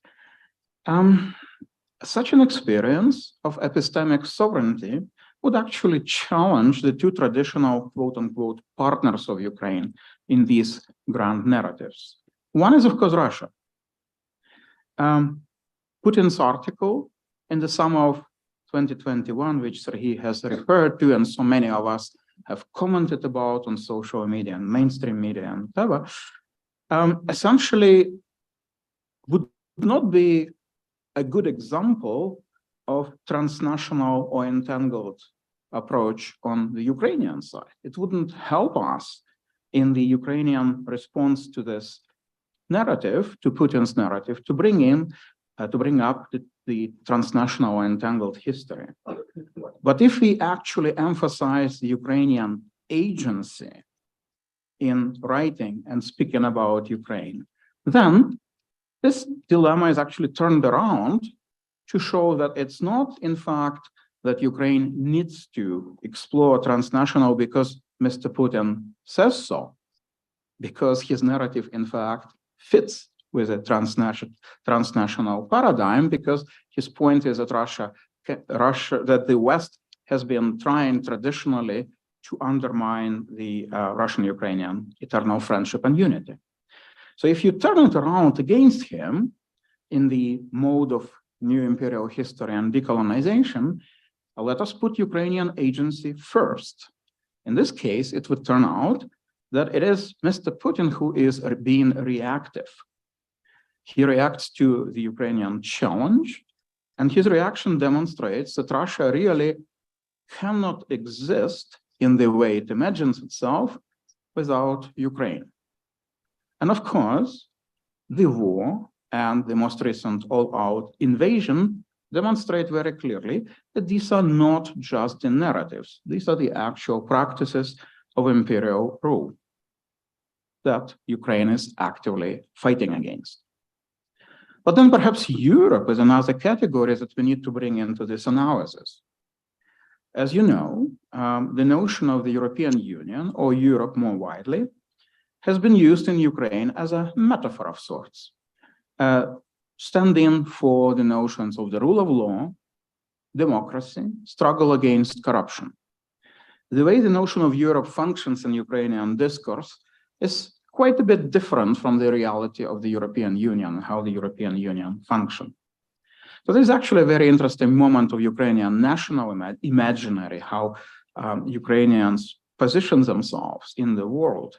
But that's not the real Europe again, that's an imaginary one. Except, of course, if we just say that Ukrainians imagine themselves as part of Europe, that is again an attempt to fit into some kind of preconceived narrative, which in fact the European Union quite openly promoted in funding research on Ukraine and other eastern neighbors of the European Union by arguing that the very notion that one day you might be admitted to the European Union would make all these countries democratic and wonderful, which of course does not necessarily work. And as David Marcos knows all too well, in the case of Belarus, it spectacularly failed so far, not to mention Russia.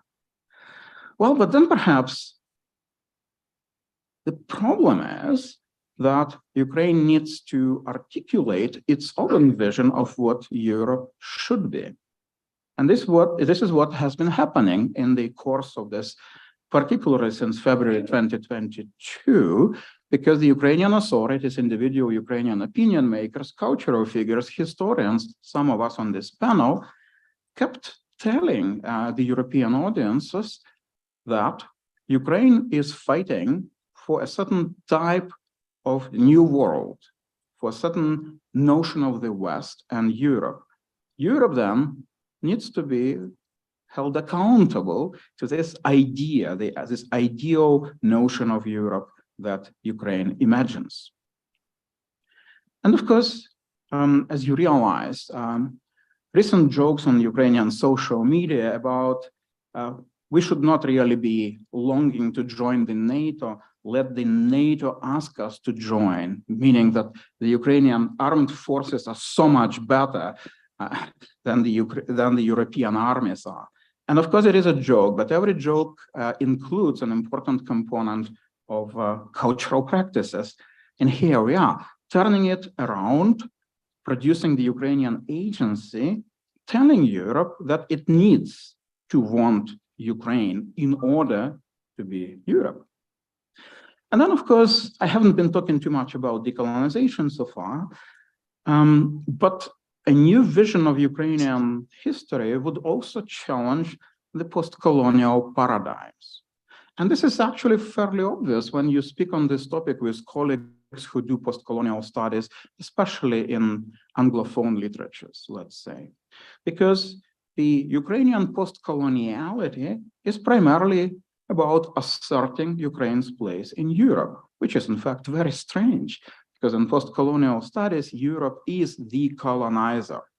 So you are using the bricks from imperial discourse, but you are constructing yourself in an opposition to Europe. So the Ukrainian case is unique in a variety of ways.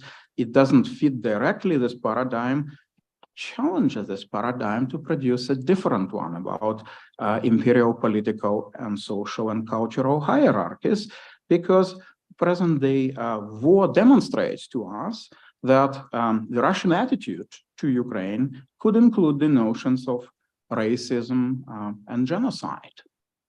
So we are on the same trajectory as post-colonial studies, but different in a way. And this difference is important to understand because so many Europeans actually misunderstand the Ukrainian struggle precisely because of the slogan of returning to Europe or reclaiming traditional place in Europe. Well, in this case, what narrative for the future? What can Ukraine produce? And we as Ukrainian studies specialists in the West can produce in order to change the field, to redefine perhaps the field. One thing is, of course, that there exists in Ukrainian studies, especially in Ukraine, the national paradigm, and a number of colleagues sitting at this table wrote about it, edited books actually about it, about what to do with it. But I think it's important to stress that the national paradigm is in fact a very recognizable anti-colonial strategy.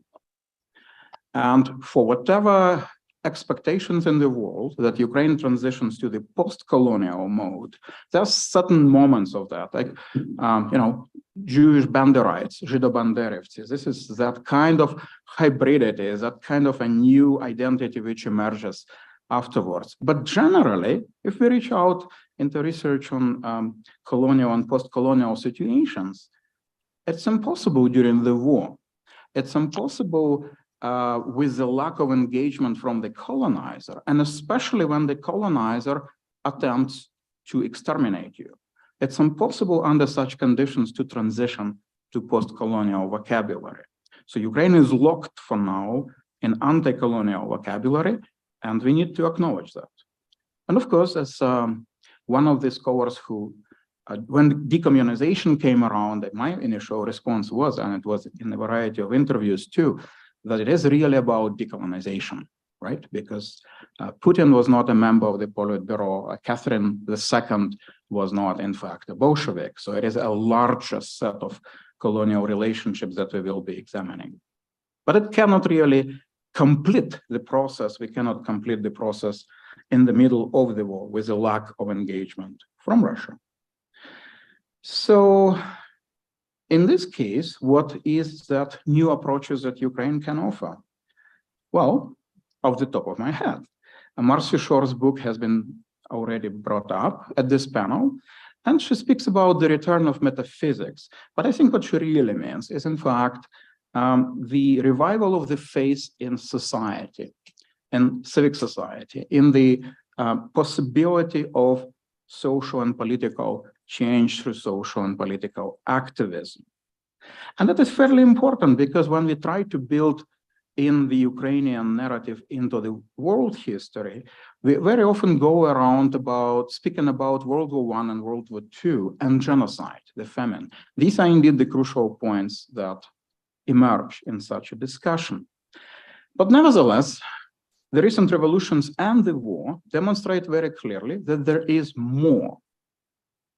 And the Ukrainian contribution can include a non-violent civic revolution, civil society that can reclaim power from the state, and perhaps very importantly for us as historians, the practices of cultural resistance are really important for the understanding of Ukrainian culture during the 20th century. Fighting back sometimes using the tools provided by the colonizer and trying to accommodate the Ukrainian situation and trying to prevent Ukrainian insurgency. These are the practices of resistance and assertion of your right to select the language you speak, both metaphorically and literally, that are truly global. Now, how do we then implement that in the field of teaching is a more complex issue. And I really liked so many points made by my colleague Olga Andreevska about teaching. In my own department, the first thing to do is, of course, to rename the department, which we did successfully a long time ago from Germanic and Russian to Germanic and Slavic studies. And now the consideration of Central and East European is also in the works, potentially for other organizational structures at the university or programs, perhaps graduate programs.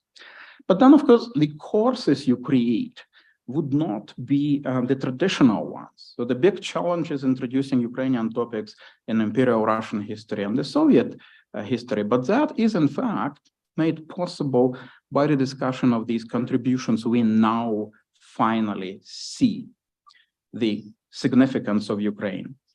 And also, of course, there is a way of inventing new courses that would challenge 20th century European history and demonstrate the importance of Ukraine and Ukrainian experience in these processes.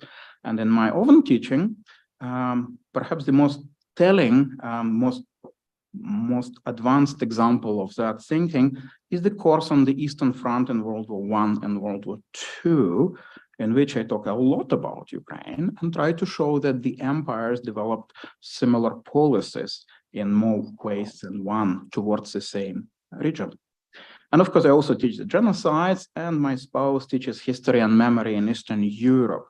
And of course, these are the courses that focus on trends rather than the units of European history. And of course, in Slavic studies, when I do get to teach any surveys of introduction to Slavic and European studies, the most telling task right now, the most important task right now is, of course, challenging the notion of the quote-unquote great Russian culture. And I'm finding this surprisingly easy with some colleagues because they, if they have been trained as a literary scholars, actually familiar with the notion of decolonization and how you restructure the narratives. And this also involves, of course, making a point to colleagues at your universities that a course on the war or on modern Ukraine and the war is in fact a required thing for now, because there should be a commitment to recovering the Ukrainian voice, as I have outlined before. And of course, some of us teach courses like that, right? But it would be really nice to have more people than you can count, then you can fit into one panel to teach courses like that. And so I'm sure others have also received, emails out of nowhere from some university saying, you know what, we are introducing a course on Ukraine. Wow, this is great. Go ahead. Just make sure that eventually you also introduce the Ukrainian practices of resistance and the Ukrainian voice in other courses you teach on the area, on Imperial Russia and the Soviet Union and its successor states. Done. Thank you so much.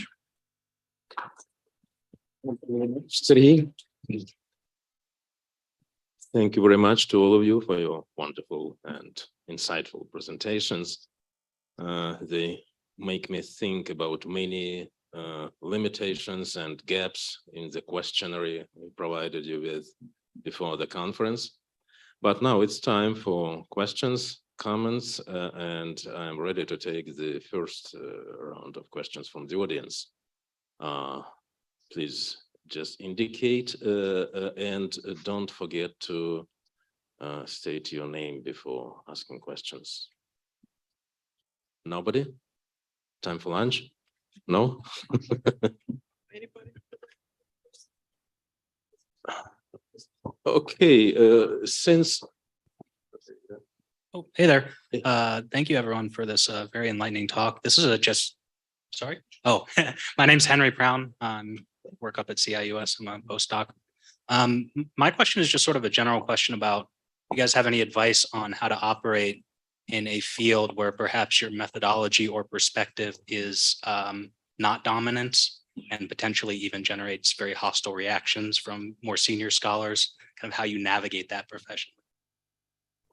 Okay, so let me start in the same format. Please don't start with. Okay, who's next? Slavko Gricak, you here? No? Yeah, I do. Sergey? I do. He. I'm here. It's a good question, and it all depends on the particular context and particular circumstances. But one general comment that I want to make is that, and especially after listening to Ola Andreevsky and Frank Sisson, that we're in a much better position today than we were back 10, 20, 30 years ago. And that given what is happening with war in Ukraine, this is now headline news.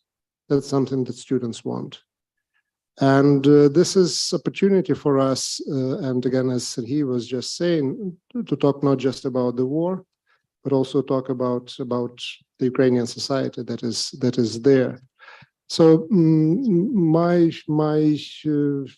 advice in that sense is just trying to address the issues and the questions that interest now people in North America, almost globally, and really capitalizing on that on that moment.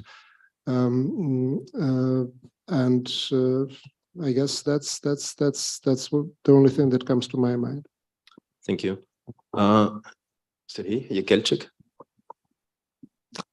It is indeed the moment.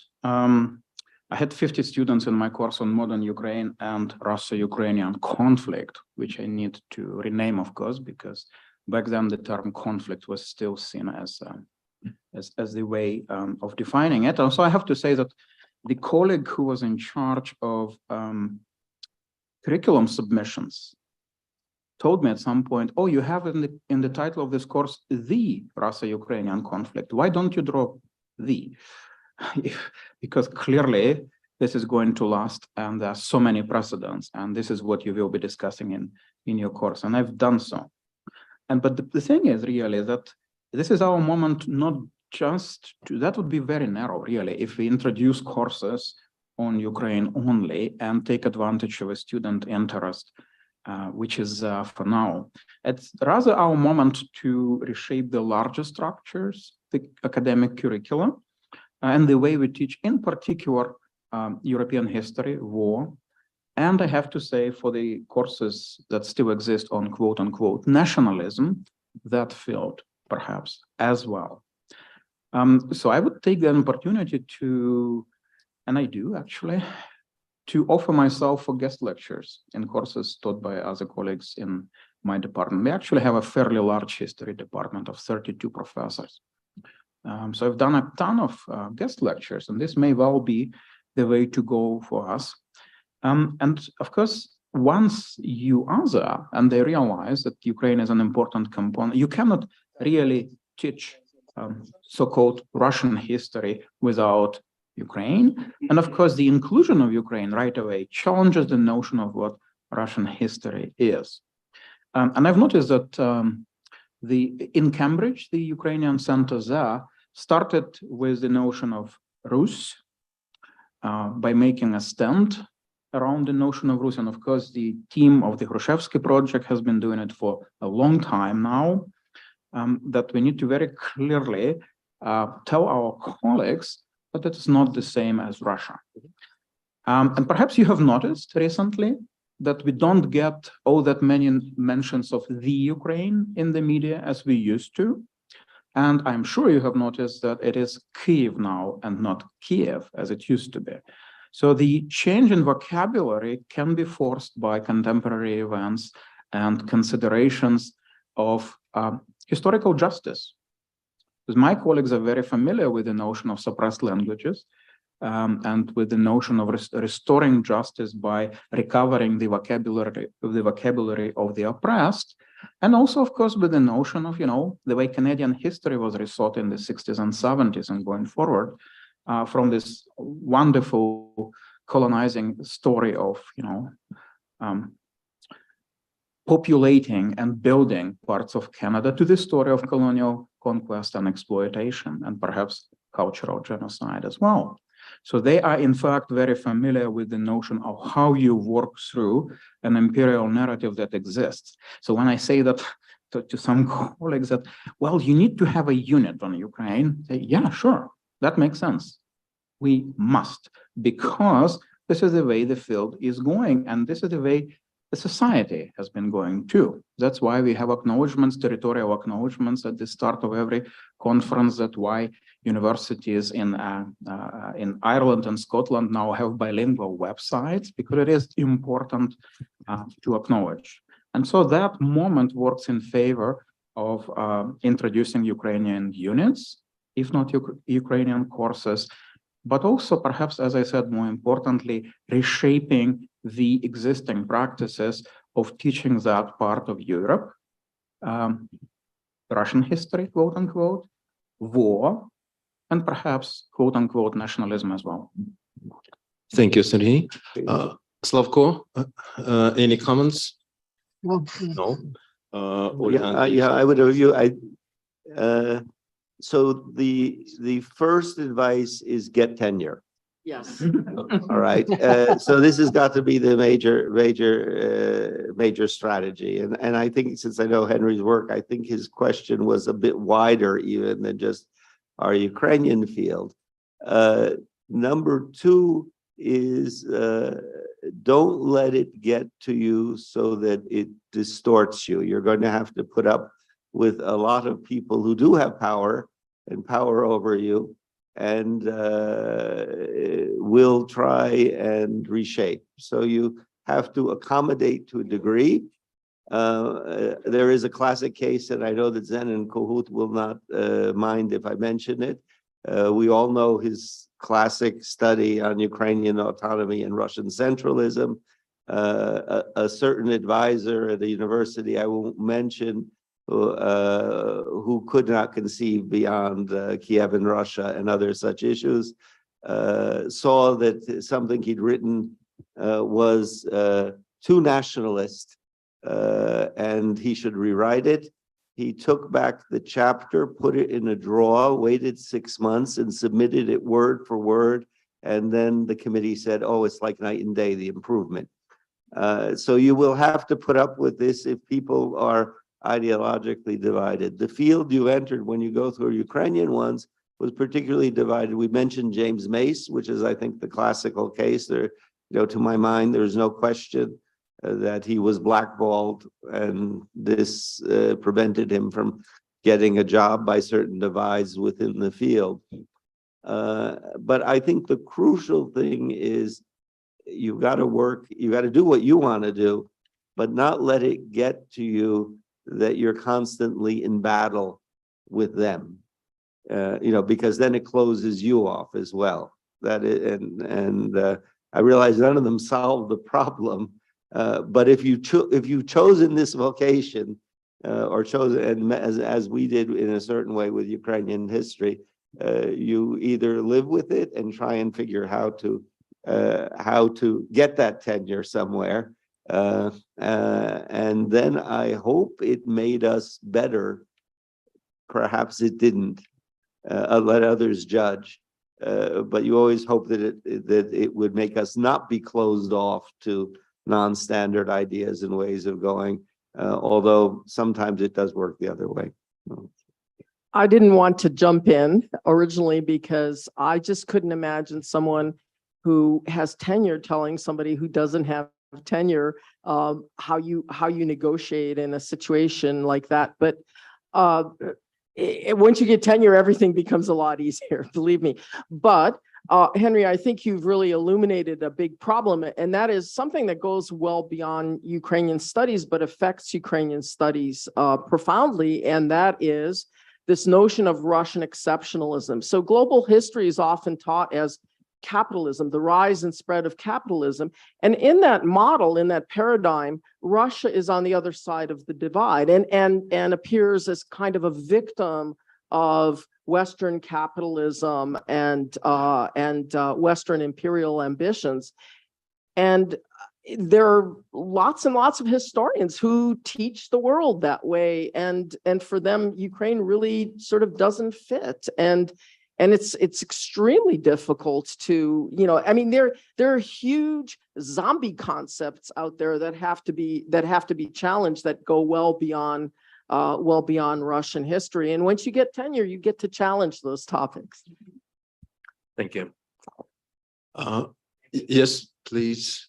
Yaris Bolan, I just want to maybe play a bit of the devil's advocate or be a bit provocative. Is there anything to be gained by confronting on an individual basis some of these scholars out there and their legacies?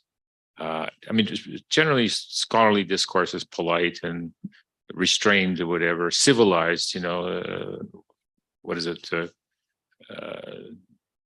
But maybe you need to take a conference together and have somebody look at Stephen Cohen's legacy, look at Mearsheimer, look at by name individual, hold them accountable for what they've written and the influence they've had to challenge them. Anything to be gained by that? Thank you. Let us proceed in the same order. Olga, Yaroslav, to Sergei, Frank.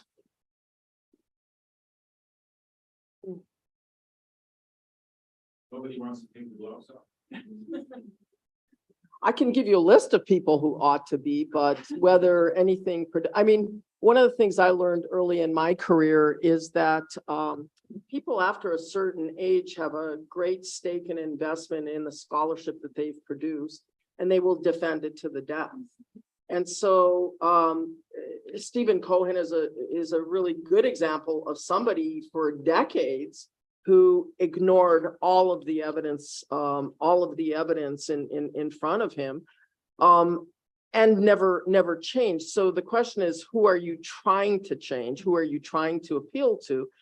And I would say you need to just change the paradigm, right? You need to stop talking about them in a certain sense. Their work is their work. Let it rest with in the libraries and to be never resurrected again. I don't see the point. I mean, what is amazing to me is there are scholars and really reputable international scholars who confront Ukrainian scholars at conferences in all sorts of nasty ways. And there, I think you do take the gloves off and you say, you don't know anything about Ukraine. Maybe you should keep your opinions to yourself. Thank you. Slavko? I don't have particularly interesting here to say, but just one note. Yeah. I'm sorry. Yeah, it's okay. Can you hear me? Go on. I don't have any particular to add here. I just want to share observations made by my Polish colleague. And he said before the war, it was very hard to be Ukrainian historian because nobody really believed it. Now, but it's very hard to be a Russian historian because now really nobody believes the stories that produce this kind of old schemes. What I mean to say, and I here agree with Oля Andreevska, that basically the shift paradigms is now defined on the front, because something has happened in the reality, in the relations, in the war zone, that kind of things, and only the change happens. It is basically the main point of the scheme theory of this shift of paradigm. So it's not about academic work per se, academically per se. It's just something that happens outside of academic field, and then academic field reacts, you could say.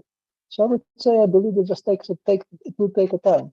Then these books will be shelved on the library. Nobody probably will read them that much. Probably just kind of historiographical reminder what was people at that time. So basically, what I'm saying again, that this is basically again, war is the game changer. It changes everything, including our historical field. Thank you. Sergei Plukhin. Yeah, well, it's a complex question and simple also at the same time. it's our responsibility to engage with ideas and not go after individuals. You mentioned Mearsheimer. Well, there was Mearsheimer in 1994 arguing against Ukraine passing its nuclear weapons. So what Mearsheimer you want to attack? The question is the ideas, right? And they have to be engaged. That's our responsibility. And in context of our today's discussion and the decolonization of the field, reformation of the field, one of the things that we have to start with, Khrushchevsky. If you want to get to Putin, we have to talk about Rezanovsky, right? We have, which is a basic text. About Rezanovsky, not as a person attacking him one way or another, but about the set of ideas. So that's a absolutely necessary prerequisite for any rethinking of any field, Ukrainian, Eurasian, Russian, or any other. That involves actually going back and trying to figure out how this field was formed, which ideas were taken in without really ever questioning them. That was the norm in the field. So this has to be done. But again, I'll conclude with where I started. It's about the ideas, more about the people, and you can engage those ideas on a number of levels and use as Sergei was saying, different languages to do that. Thank you. Thank you. Frank, any comments? Yeah, the only thing I'd say is we now are living in a world where this crosses the line from traditional academia into what might be called political agitation and engagement in a political process. So we have seen this with colleagues. How do you then deal with that? Well, the point I made out, I mean, I should have, had I been better at social media and whatever, conducted some campaign to say, no, Kyiv is not a Catholic city. And if ex-Princeton professors think it is, you know, something is wrong with fact checking in our world. Are there costs if you do this? Yes. You know, and that's always the problem. You know, other academics don't like to ever be wrong, and you don't want to appear to be conducting some kind of political campaign. I think trickier are honesty in reviewing. And we talked about the development of Ukrainian studies. A lot of, to get the institute formed at Harvard, which the one I know more about, but I think CIOS as well, you are trying to decide for the greater good, do you not say something or do not answer something because you want to get something done, and there are going to be costs if you go into it. But I do think of books that, you know, I should have written a review in the most academic way to have pointed out there were problems, because if you don't, you'll live with it later, 10 years later on it. I think that the idea of pointing out, I mean, with Mearsheimer, you're really dealing with someone who has a political vision, and it can be conflicted. The basic issue with someone like Mearsheimer is he insists that there's nothing in Putin's statement that is directed against Ukraine. Well, you can take the statement and argue it out again on it.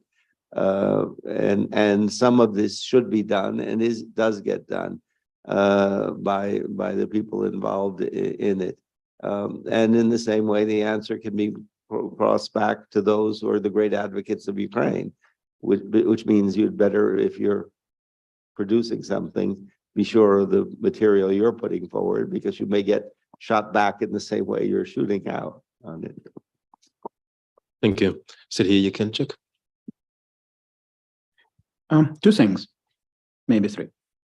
Our colleague Andrei Zayarnyuk has now published two very interesting articles devoted specifically to the way the recent tradition in American Soviet studies and Russian studies had allowed attitudes to develop which rendered the field blind, really, to the possibility and the reality of the Russian invasion.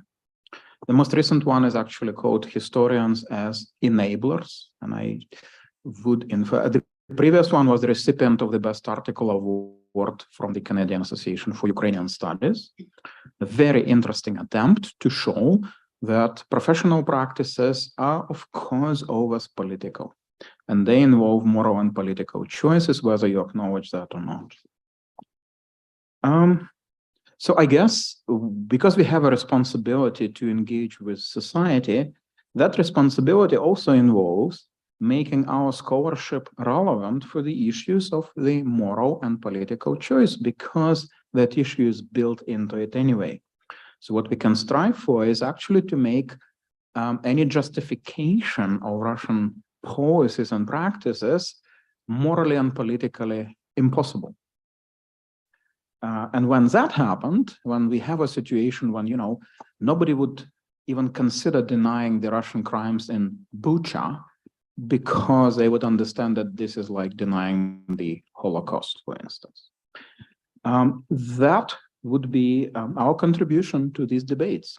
And that would actually then cycle back to the historians in the field, because they too would receive that moral and political signal that by defending the Russian invasion, by arguing that there is nothing wrong because the United States are pursuing similar policies, they're actually putting themselves in the same camp with the denials of Hitler's crimes. And that sort of works. Just yesterday, I had an important conversation with head of one association. And had to make the point that, you know, you would never speak of a conflict in Poland in 1939, like German conflict in France in 1940. And also that you would never consider that collaborating with Russian institutions or publishers is something innocent, because we do know that the German universities under Hitler were deeply engaged in political process and racism and justifying racial policies and such. And this is very much true of the Russian universities today, given the letters of university presidents and such. So there is always that thing with moral and political choice, and we can try to play it to our advantage by speaking to society so that it cycles back to those historians in the field. Thank you. Ready for the next round? Okay. Please. So I'll get Bridget first. Yeah, first of all, I wanted to thank you everyone who are answering all our questions. And the most greeting for Yaroslav, my friend who was a student in UL project, greeting you. So I'm passing you this. And my question would be to the Olga Andrievska. You mentioned about really interesting topic that I'm really interested to, about museums and libraries. So how do we protect our libraries and museums? As a student of both universities in Ukraine and Canada of history of art, I heard a lot, not from all my official lectures, but also from different sources from the same social circles about the problem of destroying not only our territories, but also our history and knowledge. As Lina Kostenko, a popular Ukrainian writer, I hope everyone here knows her, write, without language, there is no nation. I would land these words into the part of history and knowledge. So what is possible solution for such horrific crimes? Thank you. Well, since you addressed the question to me, I will go first. Ukraine was very good at digitizing well before the war, and they began digitizing all sorts of collections and publications it's remarkable how much is available and now in retrospect has been saved because of these large digitization projects. This is not my field. I can't claim to say I really can answer that question. I wonder if Slavko has any insights here. I mean, to me, you know, the digitization is so crucial, but there are people who work in this field who understand it much better than I do. I just feel the incredible sorrow of what that means to destroy the physical culture and to wipe any trace of sort of a Ukrainian history. My own family on my mother's side comes from Kuban, and I know what happens, you know, over a decade, and a place becomes a footnote. It doesn't become a real part of that history. So, Thank you. You see, Olga, you cannot escape your destiny. Your last name starts with A, so that's why that's the meaning of our order. Natalia, you had a question? Yes. Oh, sorry. Maybe additional comment. No, just a sec. Commenting on this question, I just want to open a secret. There is a director of the Ukrainian archive, former KGB archive here in the audience. So I don't know, either now or maybe later, he would be able to provide probably exhaustive answer to that question. So sorry. He's supposed to be undercover. Okay, not anymore. Thank you. Yes, please. Thank you very much for a very insightful panel. And I would like to come back to a point, I think, Ola, you made early in your presentation, and invite, or rather ask you to reflect back on your journey, trying now as hard as you can as individuals, as agents of change, as historians, to break away from the previous discourses. And in this work, I think the strength is in us being many. What is outside of our discourses in Ukrainian studies that can serve us well? What are those other efforts to break away from the colonial narratives as they've been exercised and put upon us by the Russian-driven sources that are being developed within the broader region around Russia? I know, coming from Canada, for example, I tend to use the lenses which have been developed and built upon us or placed upon us by our positionalities here. And I do see oftentimes through the lenses of indigenous discourses in Canada concerning decolonization and post-colonialism as such. So have you gone beyond and outside of Ukrainian studies to see what can inspire you and all of us to move on and be stronger in this? Yeah, thank you very much for that question, Natalia. I started out teaching year-long courses in Russian imperial history, and that went all the way to 1991. And then my courses started getting smaller and smaller and smaller. And by the end, I was teaching a course on the Soviet Union in the 20s and 30s, and that was really a lot of fun. I always taught, my first lecture in my Russian history course was the trouble with Kiev and the problems of starting Russian history there. Now, decades later, I mean, I've moved on to shorter courses, but also thematic courses. In the last couple of years, I've been teaching a course on the history of modern famine. And I mean, it seems gruesome to say, but it's the most enjoyable course I've ever taught, because I get a really wide audience of students who are interested in the topic. If you position the Holodomor in terms of modern famine, you see how exceptional, incredible it is. It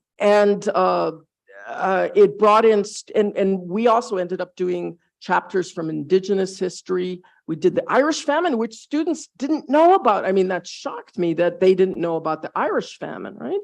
And we went to India, we went to China. It broadened my horizons. It brought in a very different mix of students. It works well with, we have a program on sustainability. It works well with food history.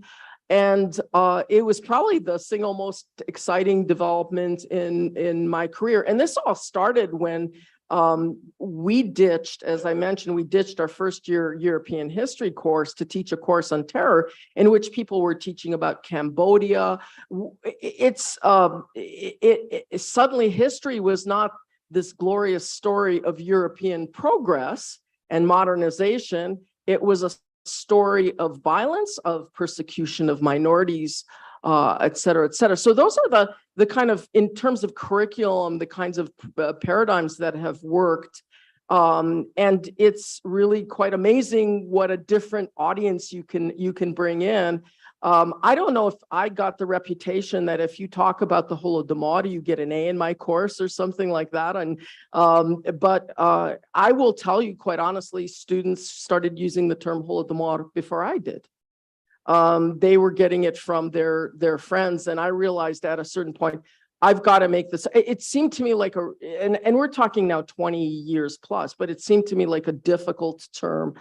And yet it's not. I mean, students who study history these days, they don't get one story with a beginning and an end. They learn in terms of episodes, and they learn and so we graduate students who don't know when the French Revolution occurred, but in other ways, they know really, really important things about history and power. And relations between various parts of the population. So that's been my journey, my experience. Thank you. Any other questions? Yeah, thanks. Andrei Kohut, thanks to the organization, I have possibility over to ask you my two questions if it's possible. First one about our colleagues, historians who now fight at the front line. A lot of our colleagues moving and mobilized to army. Some of them, it's students and PhD students. One of PhD students of Yaroslav Josipowicz also fights at the front. And I hope that in near future, they come back to the profession alive. And I suppose it will be challenges, not only to them, but also to the rethinking process, because I expect their vision of the past and their vision of rethinking process will be much more radical. And it's like one part of these challenges. And of course, another part, how we can help to them to come back to profession. So my questions to you, how we can deal and plan our activity to the future to these challenges. It's first question. And second question, since also thanks to the Ukraine today at the age of 4, attention to Ukraine, it's very huge. And of course, today, the issue of decolonization, Ukrainian history studies, it's one of the very visible in Western academia.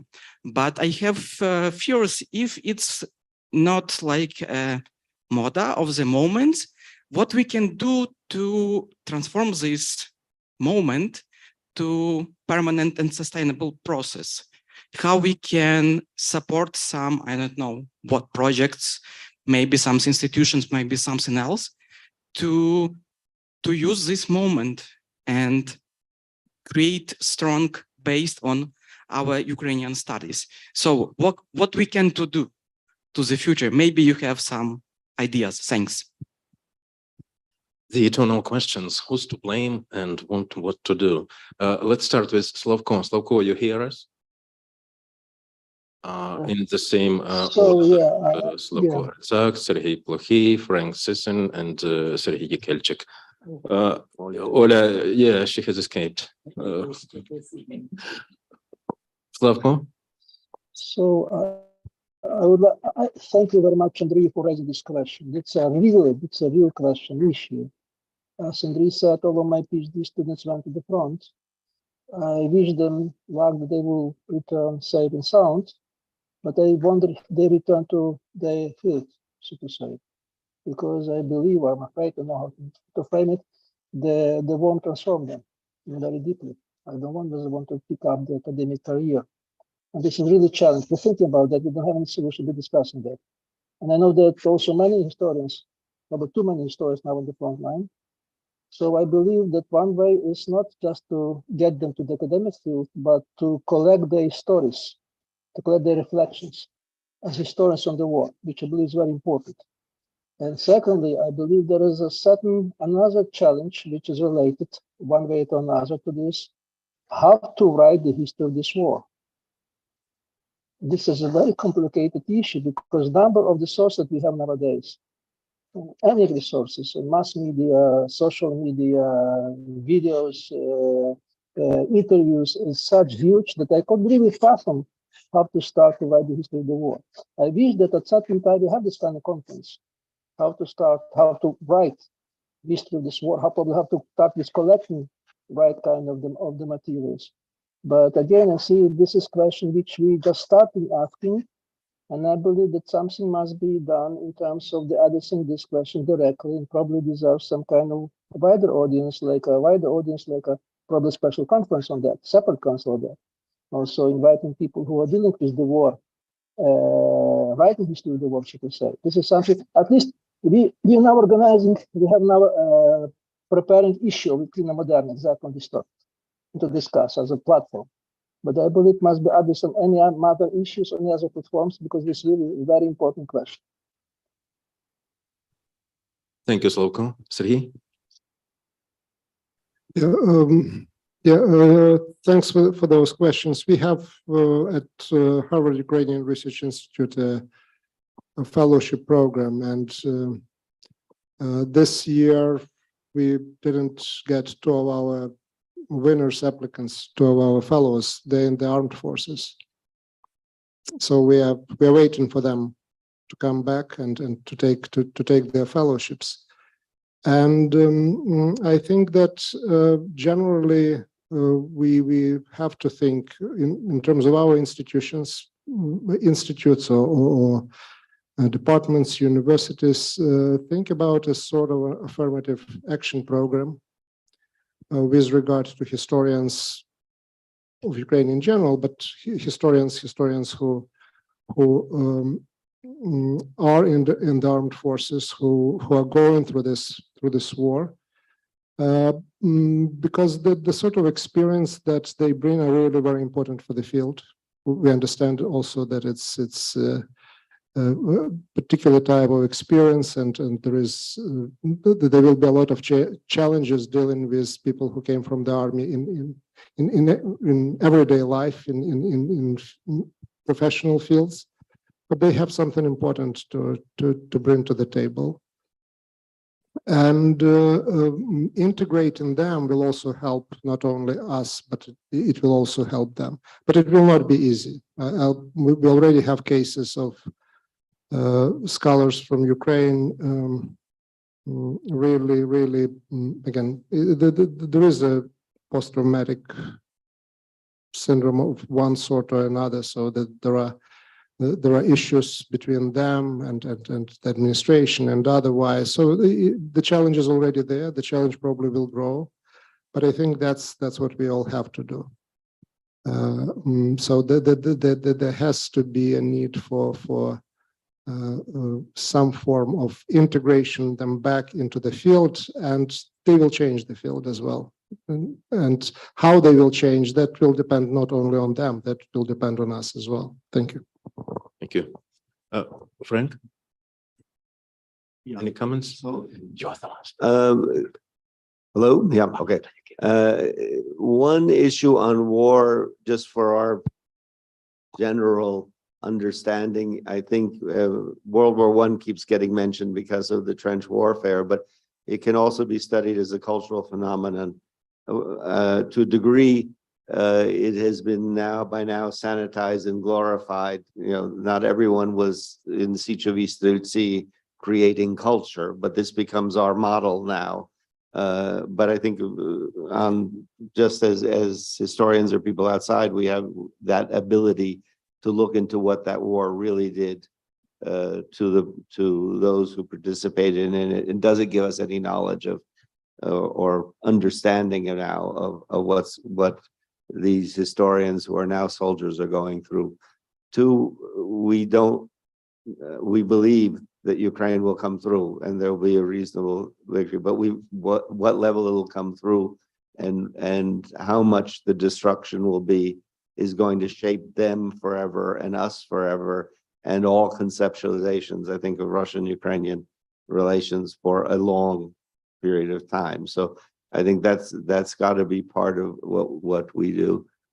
I wonder how much I thought of it as we put out this 18th century volume dealing with, how Ukrainians fit within the Russian Empire of the 18th century, and thought, what if we ask these people now? Most of them are not in the army, but just going through the war in Ukraine.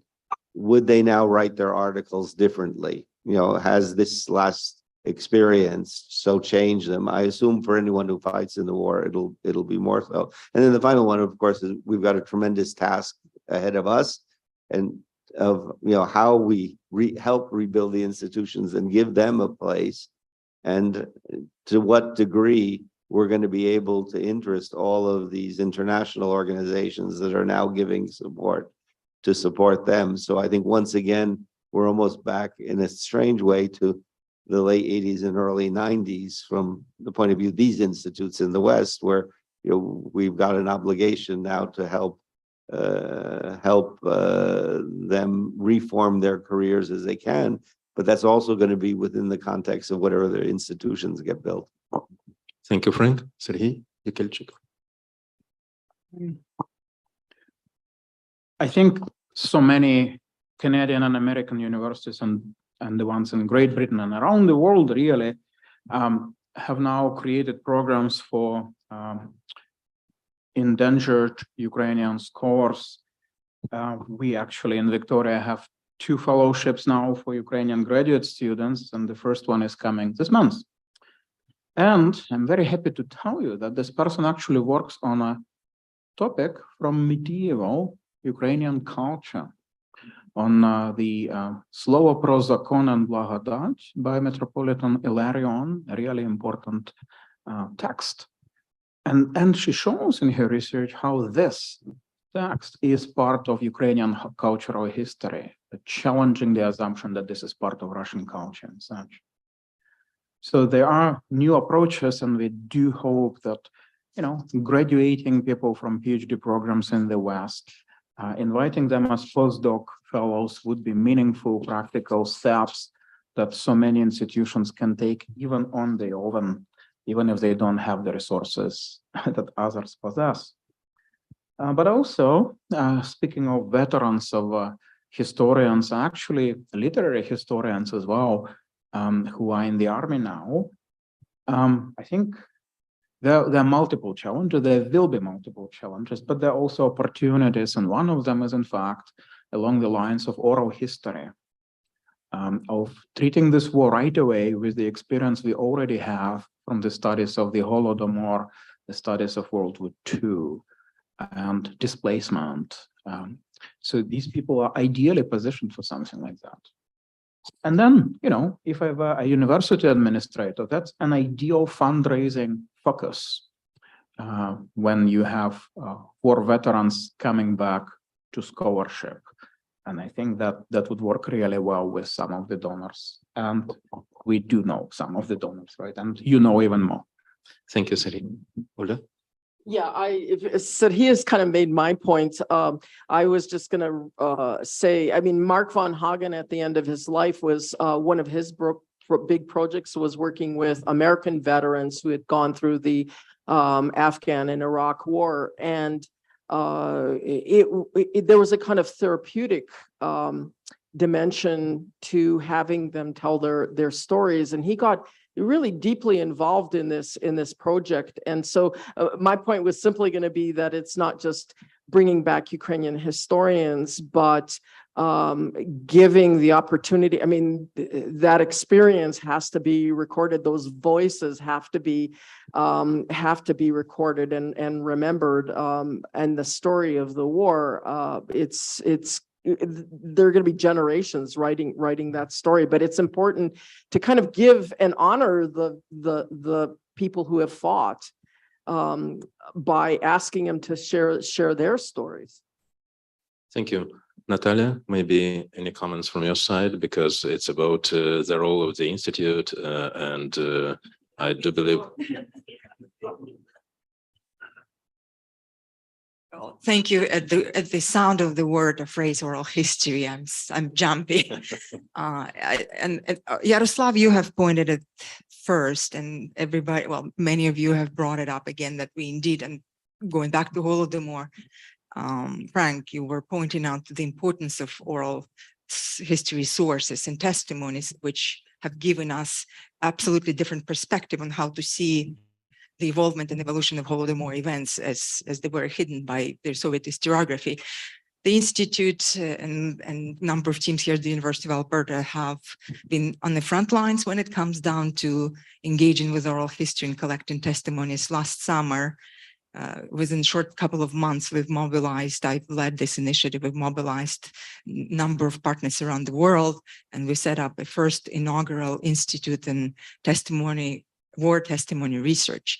And I'm very happy to say that we're heading into the second installment, and it now becomes a regular, it is on the way to becoming a regular international summer institute.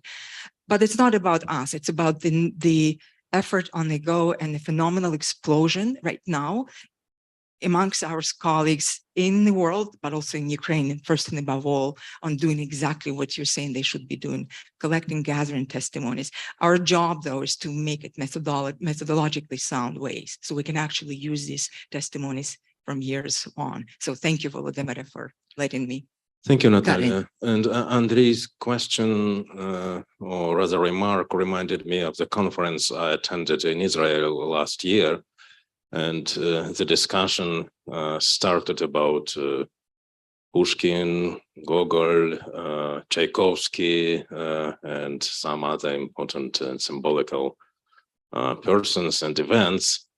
And there were different opinions, different voices, but thinking retrospectively, I asked myself another question. What are we talking about? It's not for us. It's for them to decide, for those who were involved in this war, and their personal experience would inform the meaning of Ukrainian narrative or Ukrainian attitude to Ukrainian historical legacy, or maybe several historical legacies. But they should be, of course, publicly discussed, because this is another stage, maybe the most important stage of Ukrainian post-Soviet nation state building. But I don't need to be talkative. Please, any other questions? I think we'll take 2 more questions, comments. and then, okay, 3. Darius Toliunas, thank you very much for this interesting and important discussion. My question is not going to be as important as the last one, because I think that the first thing we have to hope is that all these colleagues will come back alive from the war. My question is about Jewish studies in Ukraine and beyond. I wonder, what is your opinion about the future, about the prospects of these studies? And it seems to me that the question is important, having in mind what is going on in Poland today, despite the fact that there is a long tradition of Jewish studies in Poland. Even in Soviet times, there was at least one institution that was dealing with Jewish studies. It wasn't the case in Ukraine or in the whole of the Soviet Union, at least as far as I know.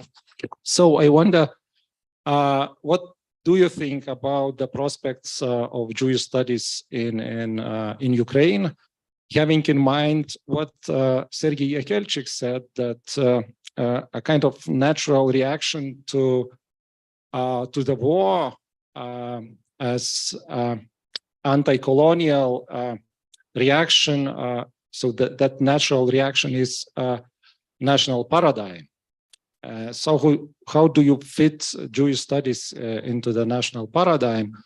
And this question is also important, having in mind the Russian propaganda, which depicts Ukrainians and, of course, all other East Europeans as fascist and anti-Semites.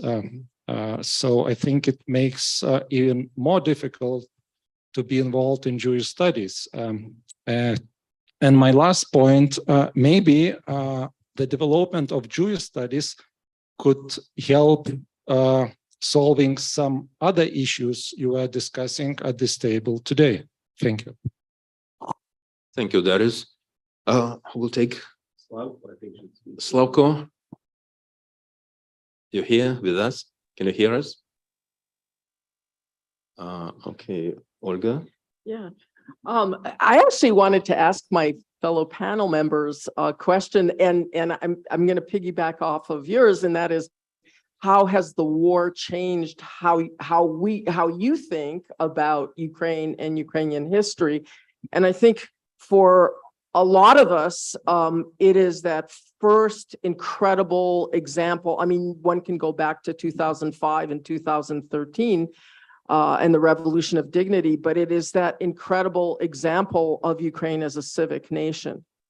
And the idea that Jewish history on the territory of Ukraine is Ukrainian history. I mean, I was brought up in the Pritsak School of Historiography, which is everything that happens on the territory of Ukraine is the subject of Ukrainian history.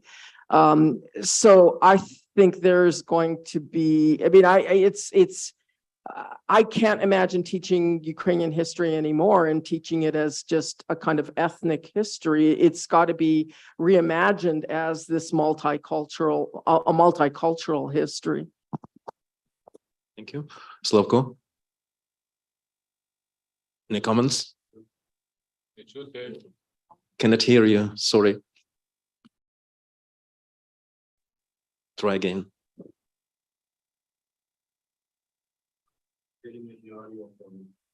No audio. No, still no.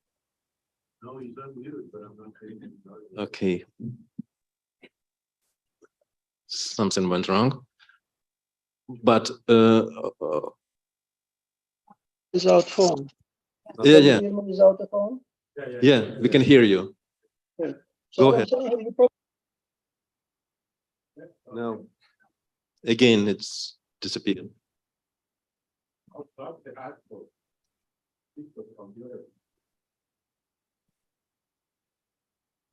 Elon Musk. Slavko, sorry, cannot hear you. No. Try again. No.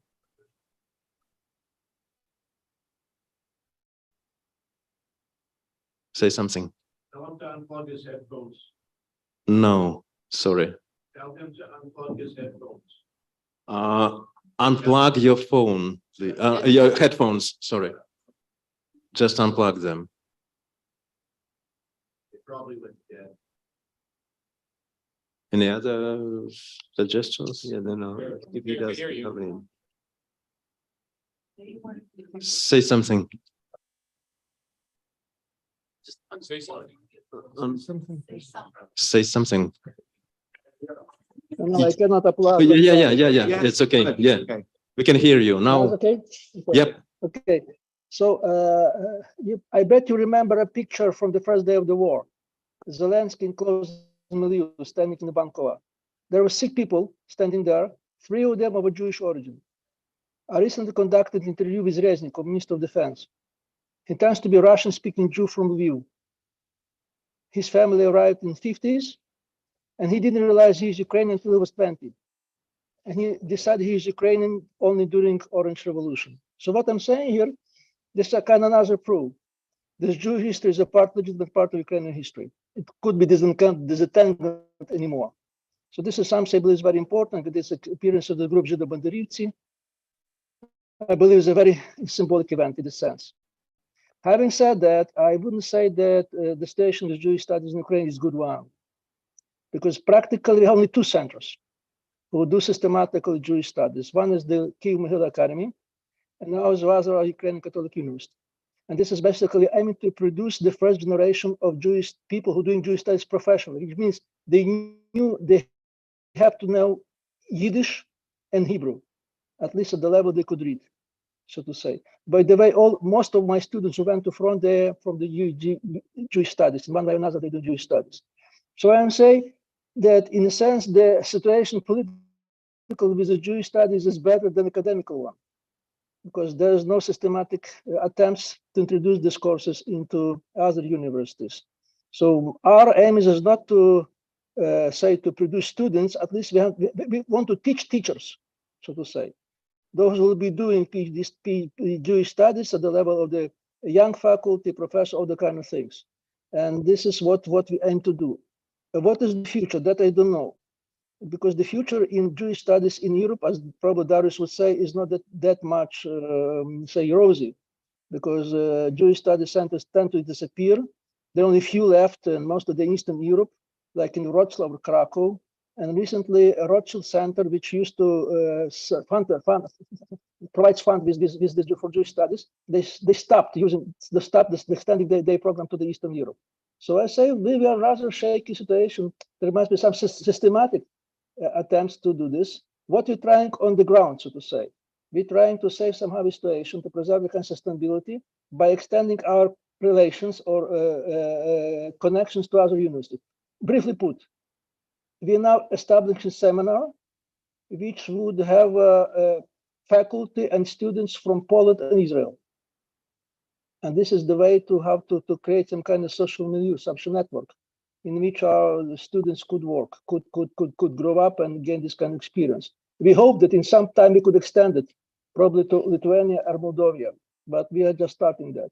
But I'm saying here that Jewish studies, and so it's very much important part of the academic program, and it's received very normally, but I don't see that much systematic solution to include the Jewish studies as a legitimate part of the curricula and the research in Ukraine. This maybe sounds not that much optimistic, but it's a reality that has to be faced.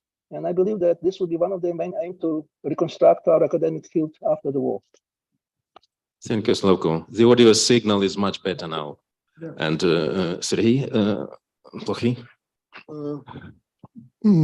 Yes, well, in my personal experience, most of my heritage students in my courses on Ukrainian history that deal with Ukrainian history of Jewish background.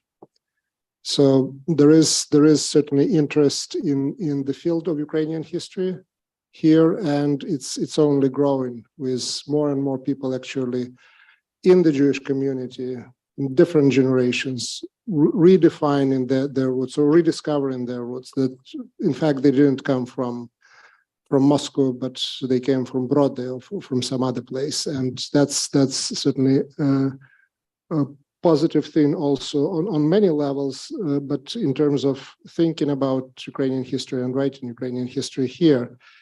I'm on the board of the Ukrainian Jewish Encounter, a Canada-based project that supports different aspects of activities, but also research. And there is growing number of applications coming from Ukraine for that sort of topics. So I don't have intimate knowledge of what is happening in Ukraine, but clearly there is positive tendency. There is growth. And in terms of the future and what this war will do to the Ukrainian narratives and thinking about them, I certainly completely agree with what Yaroslav Hrycak was saying. And Slavko, this is for the first time that I could really hear you clearly. I'm sorry. Yeah. In a sense that this war, if anything, strengthens the model and the interest in the model of the civic nation and political nation. I can just recommend a book by Ola Onuch and Henry Hale, Zelensky Effect, which to a degree makes this point.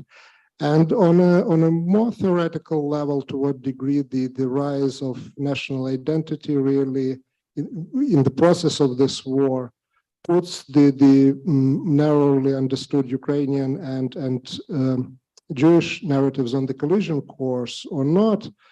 I want to again send to another book by Johann Petrovsky Stern on and anti-colonial choice. That's the foundation for the Ukrainian Jewish, certainly, understanding and cooperation back in the 1920s. And if anything, this war certainly makes this anti-colonial choice even more urgent than it was before. So yeah, we can't predict the future, but overall, sitting here now at this moment in May of 2023, I'm very optimistic. Thank you. Thank you, Sergey. Yeah, Frank? only a few. I think an additional aspect that's going to affect the development of Jewish studies is how much reorientation there will be with the largely Russian-speaking community in Israel and those associated with it, and where I do think there are changes and differing attitudes towards Ukraine, because of course the contacts with Israel are going to be crucial for development of Jewish studies. On certain earlier periods, I mean, I know best the issue of Khmelnytsky and the 17th century massacres. I think that there already have developed very close relations. One of our problems has been the decline of East European studies in Israel. That is, we no longer have the generation of largely Polish Jews who emigrated to Israel and were deeply interested in these topics. So that somewhat changes the focus. And the I'll make only other two comments, not on Jewish studies, but one of the other problems I see on study of multi-ethnicity, at least as far as Western Ukraine is concerned, has been the virtual disappearance of Armenian studies. Of course, crucial for a city like Lviv, where the Armenians played such a tremendous role in the city. This may have to be dealt with as well. And then just not to be devil's advocate, I think we have two processes going on at the same time in Ukraine. We can talk about the civic nation developing, and developing in new ways, and that's particularly affecting Jewish groups both in Ukraine and internationally. We now have Ukrainian Jews in Toronto as a group that are distinct. So on the one hand, that's occurred. On the other hand, we know that larger and larger numbers of the population of Ukraine, if you ask them their ethnicity, now answer Ukrainian. Now, whether they are reclassifying themselves, whether they are of mixed background and now are saying this, but Volodymyr Kulik's research shows that this, if you ask people, what is your ethnic background? Well, I assume most of these people were people who declared themselves Russians earlier. Now they declare their ethnicity as Ukrainian. So by the time and there is a certain rise we're going to see as we look at Ukrainian culture, Ukrainian traditions and whatever, that re-emphasizes the ethnocultural Ukrainian background of Ukraine. So both of the civic nation is forming on the one hand, and this ethnocultural is expanding at the same time. And whether that balance will be kept, we will see. So far, it's been good. Thank you, Frank. Sergey Yekelchik.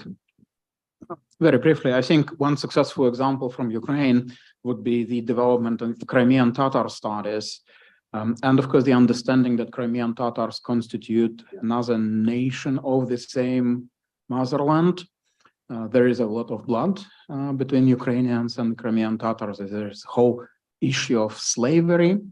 And yet it is possible by now, and it is actually in school textbooks. In a recent sample of school textbooks I needed for one article, it is very clear that the Crimean Tatar past is already being successfully incorporated in the school curricula for history in Ukraine.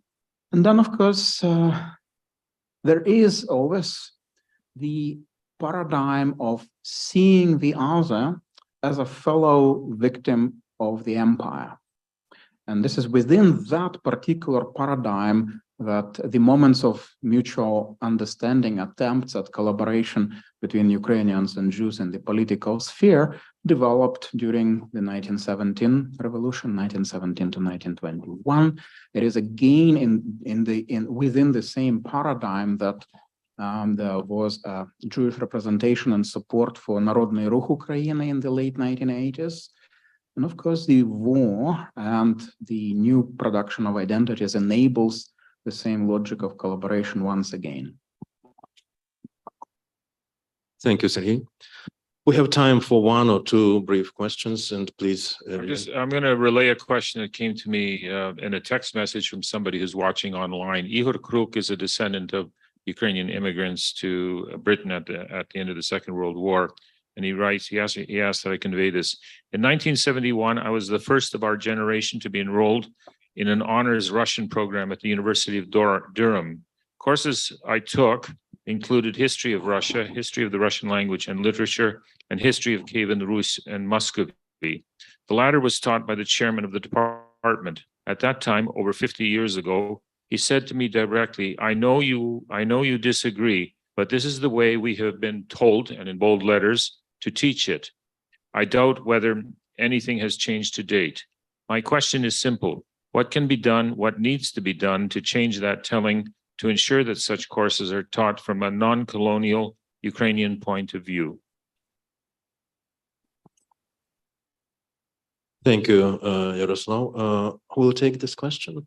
Just on knowing what's been done in Britain, which he's interested in. So Olenka Pevny at Cambridge University has been tremendously active in promoting a number of both series online and discussions among the British Association of Slavists on how this field is taught. In particular, she did a series at Dumbarton Oaks in Washington from Kievan Rus to early modern Ukraine, which for the Byzantinists particularly that took place was revelatory in trying to show the continuities that they had never looked at. By the way, we were looking at a field where you would have expected people would have paid attention, but they followed the traditional paradigm of how art should develop and didn't really look at the artifacts. But at least in as far as I know, that's been brought up at the British Association of Slavists, and what success it is having in changing curricula, I don't know, but at least it's on the table. Thank you, Frank. Any other comments from the panelists? Slavko, Sergey, another Sergey. My experience is very limited, but I'm living mostly in Ukraine for last years. But what I'm from my German case, I've been serving as a co-director of the German Ukrainian Commission. This is not directly the state of art that was described in this letter, because there are tremendous changes, I believe, in Germany. There is a generation of historians who teach Ukrainian history, some subjects. The text revised in textbooks, so to say. So I believe there are some very positive trends in that. Does it affect different country that I don't know? Ireland's country, I just wonder. I'm probably skeptical about France, Italy, but this is the case with Germany, not to talk about the Poland. I don't know what's going in Lithuania, but I believe still that this war changed a lot, and I don't believe that people nowadays could respond to the question like professor of professor of this person who was whose letter was quoted. So I believe there's some very positive developments recently has been done before the war, but war was great accelerated in that sense. Thank you, Slavko. Sergey? Yeah, we are talking about changing of the field, and field consists predominantly out of people who teach and do research, and then those professors decide what courses to offer. So from that point of view, the discussions that we have here and the discussions that we had and continue to have at the Slavic Convention or East European, Russian, Eurasian conventions are extremely important for shaping the field. And the really change comes also in academia with change of generations.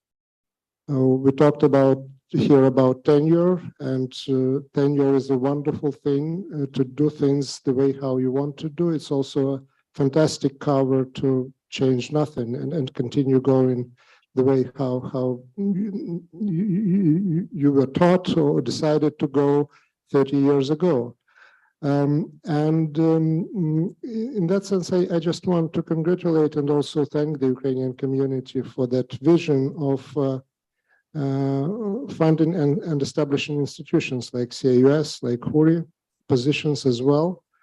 Because when the moment like that comes and the field generally prepared to listen, you need people who really professionally study that, have opportunity to do that.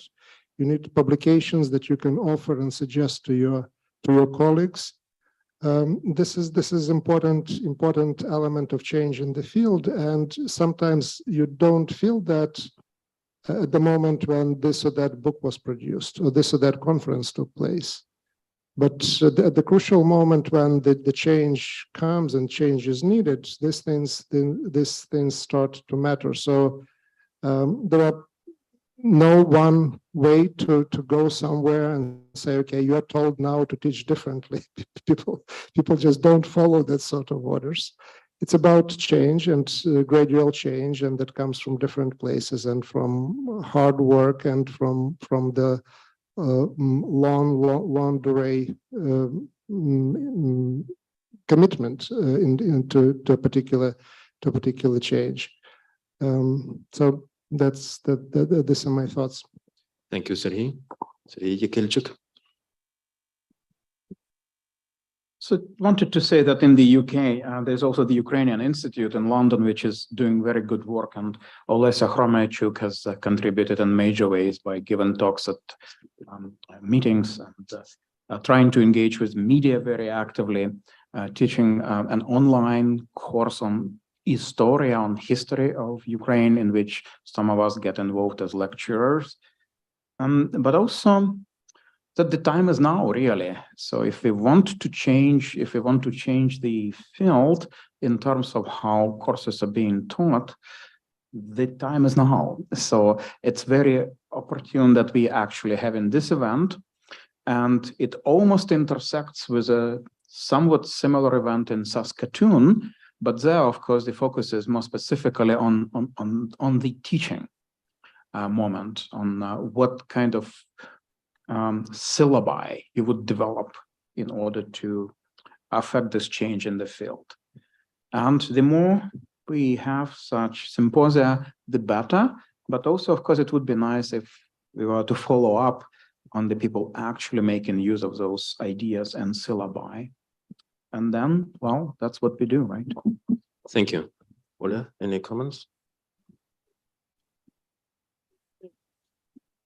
Frank, it's true that there are 5 chairs in Ukrainian studies in Great Britain now. No? No. 5 positions. There were as far as I know, after 1991, Britain was the only country that reacted immediately and created positions in Ukrainian studies related field. Maybe David's here and knows more about it. I don't know if all of them were filled, but there was at least some organized attempt to deal with Ukraine at that point.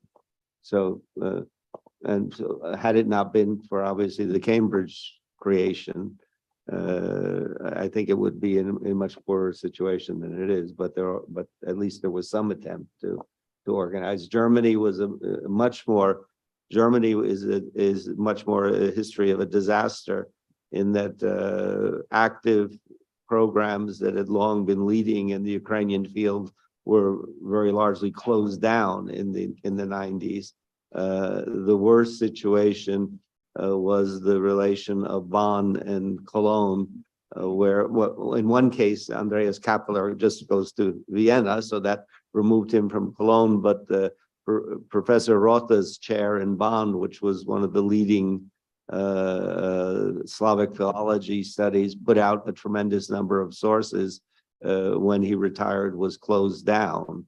So, and as we well know, no real stable position or chair is formed in Ukrainian studies in Germany from that point. I mean, there continue to be efforts to do it. And partially the federal system was also a problem. We in Canada know as well what federal issues can be, but of course the unitary nature of Britain relatively, I exclude Scotland, but compared to Germany meant it was more difficult for that organization. And then I guess the only other place, if we're going to look at it, is the very meager development in France, which continues to be a problem to this day in either teaching Ukrainian language, or particularly after Daniel Beauvoir was not teaching anymore. You had no major scholar in France dealing with this. Although at the last ACES, the editor of Cahiers du Monde Russe et Soviétique pointed out she's got to get rid of du Monde Russe from her title. So there is some awareness. And she is, I can't remember the name of the editor, but she is one of the few people dealing with Ukrainian studies, in this case, the Carpathians and Lemko studies. And then Italy, which has at least had something before and been able to continue some development of studies, but that would be sort of a quick, maybe somebody knows more about these things. I would just add a cautionary note. As somebody who saw what happened in 1991, there was incredible interest, and then it died. All the positions in Eastern Europe and Russia that existed were consistently replaced by positions in Asian history. So this can be a short moment. Hopefully won't, but that is an issue that the world does move on. Thank you very much. And thank you to all of our panelists. It's time for us to wrap up. Thank you for your patience. I do believe that it was very intriguing, at least for me, from my point of view. Yeah, I see a lot of directions to be developed after the conference, but it was tiresome. I know, sorry about that. 3 hours with no interruption, but I do hope that our discussion tomorrow will proceed with the same intensity. And a couple of words about our next steps. Natalia, please. Not so much about the next steps as about the next Microphone.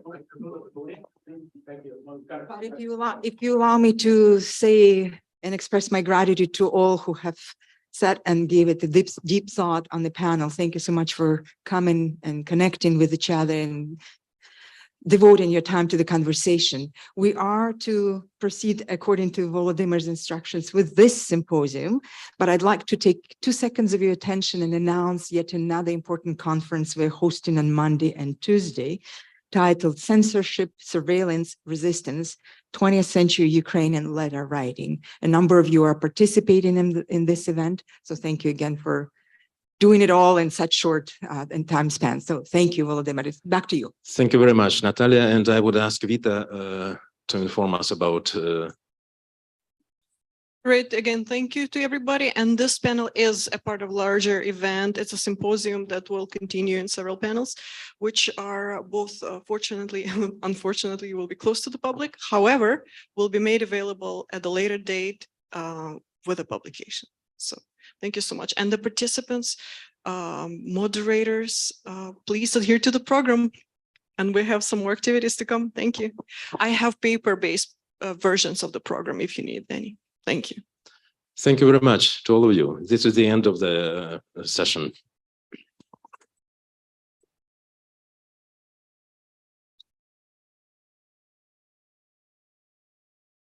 Thank you.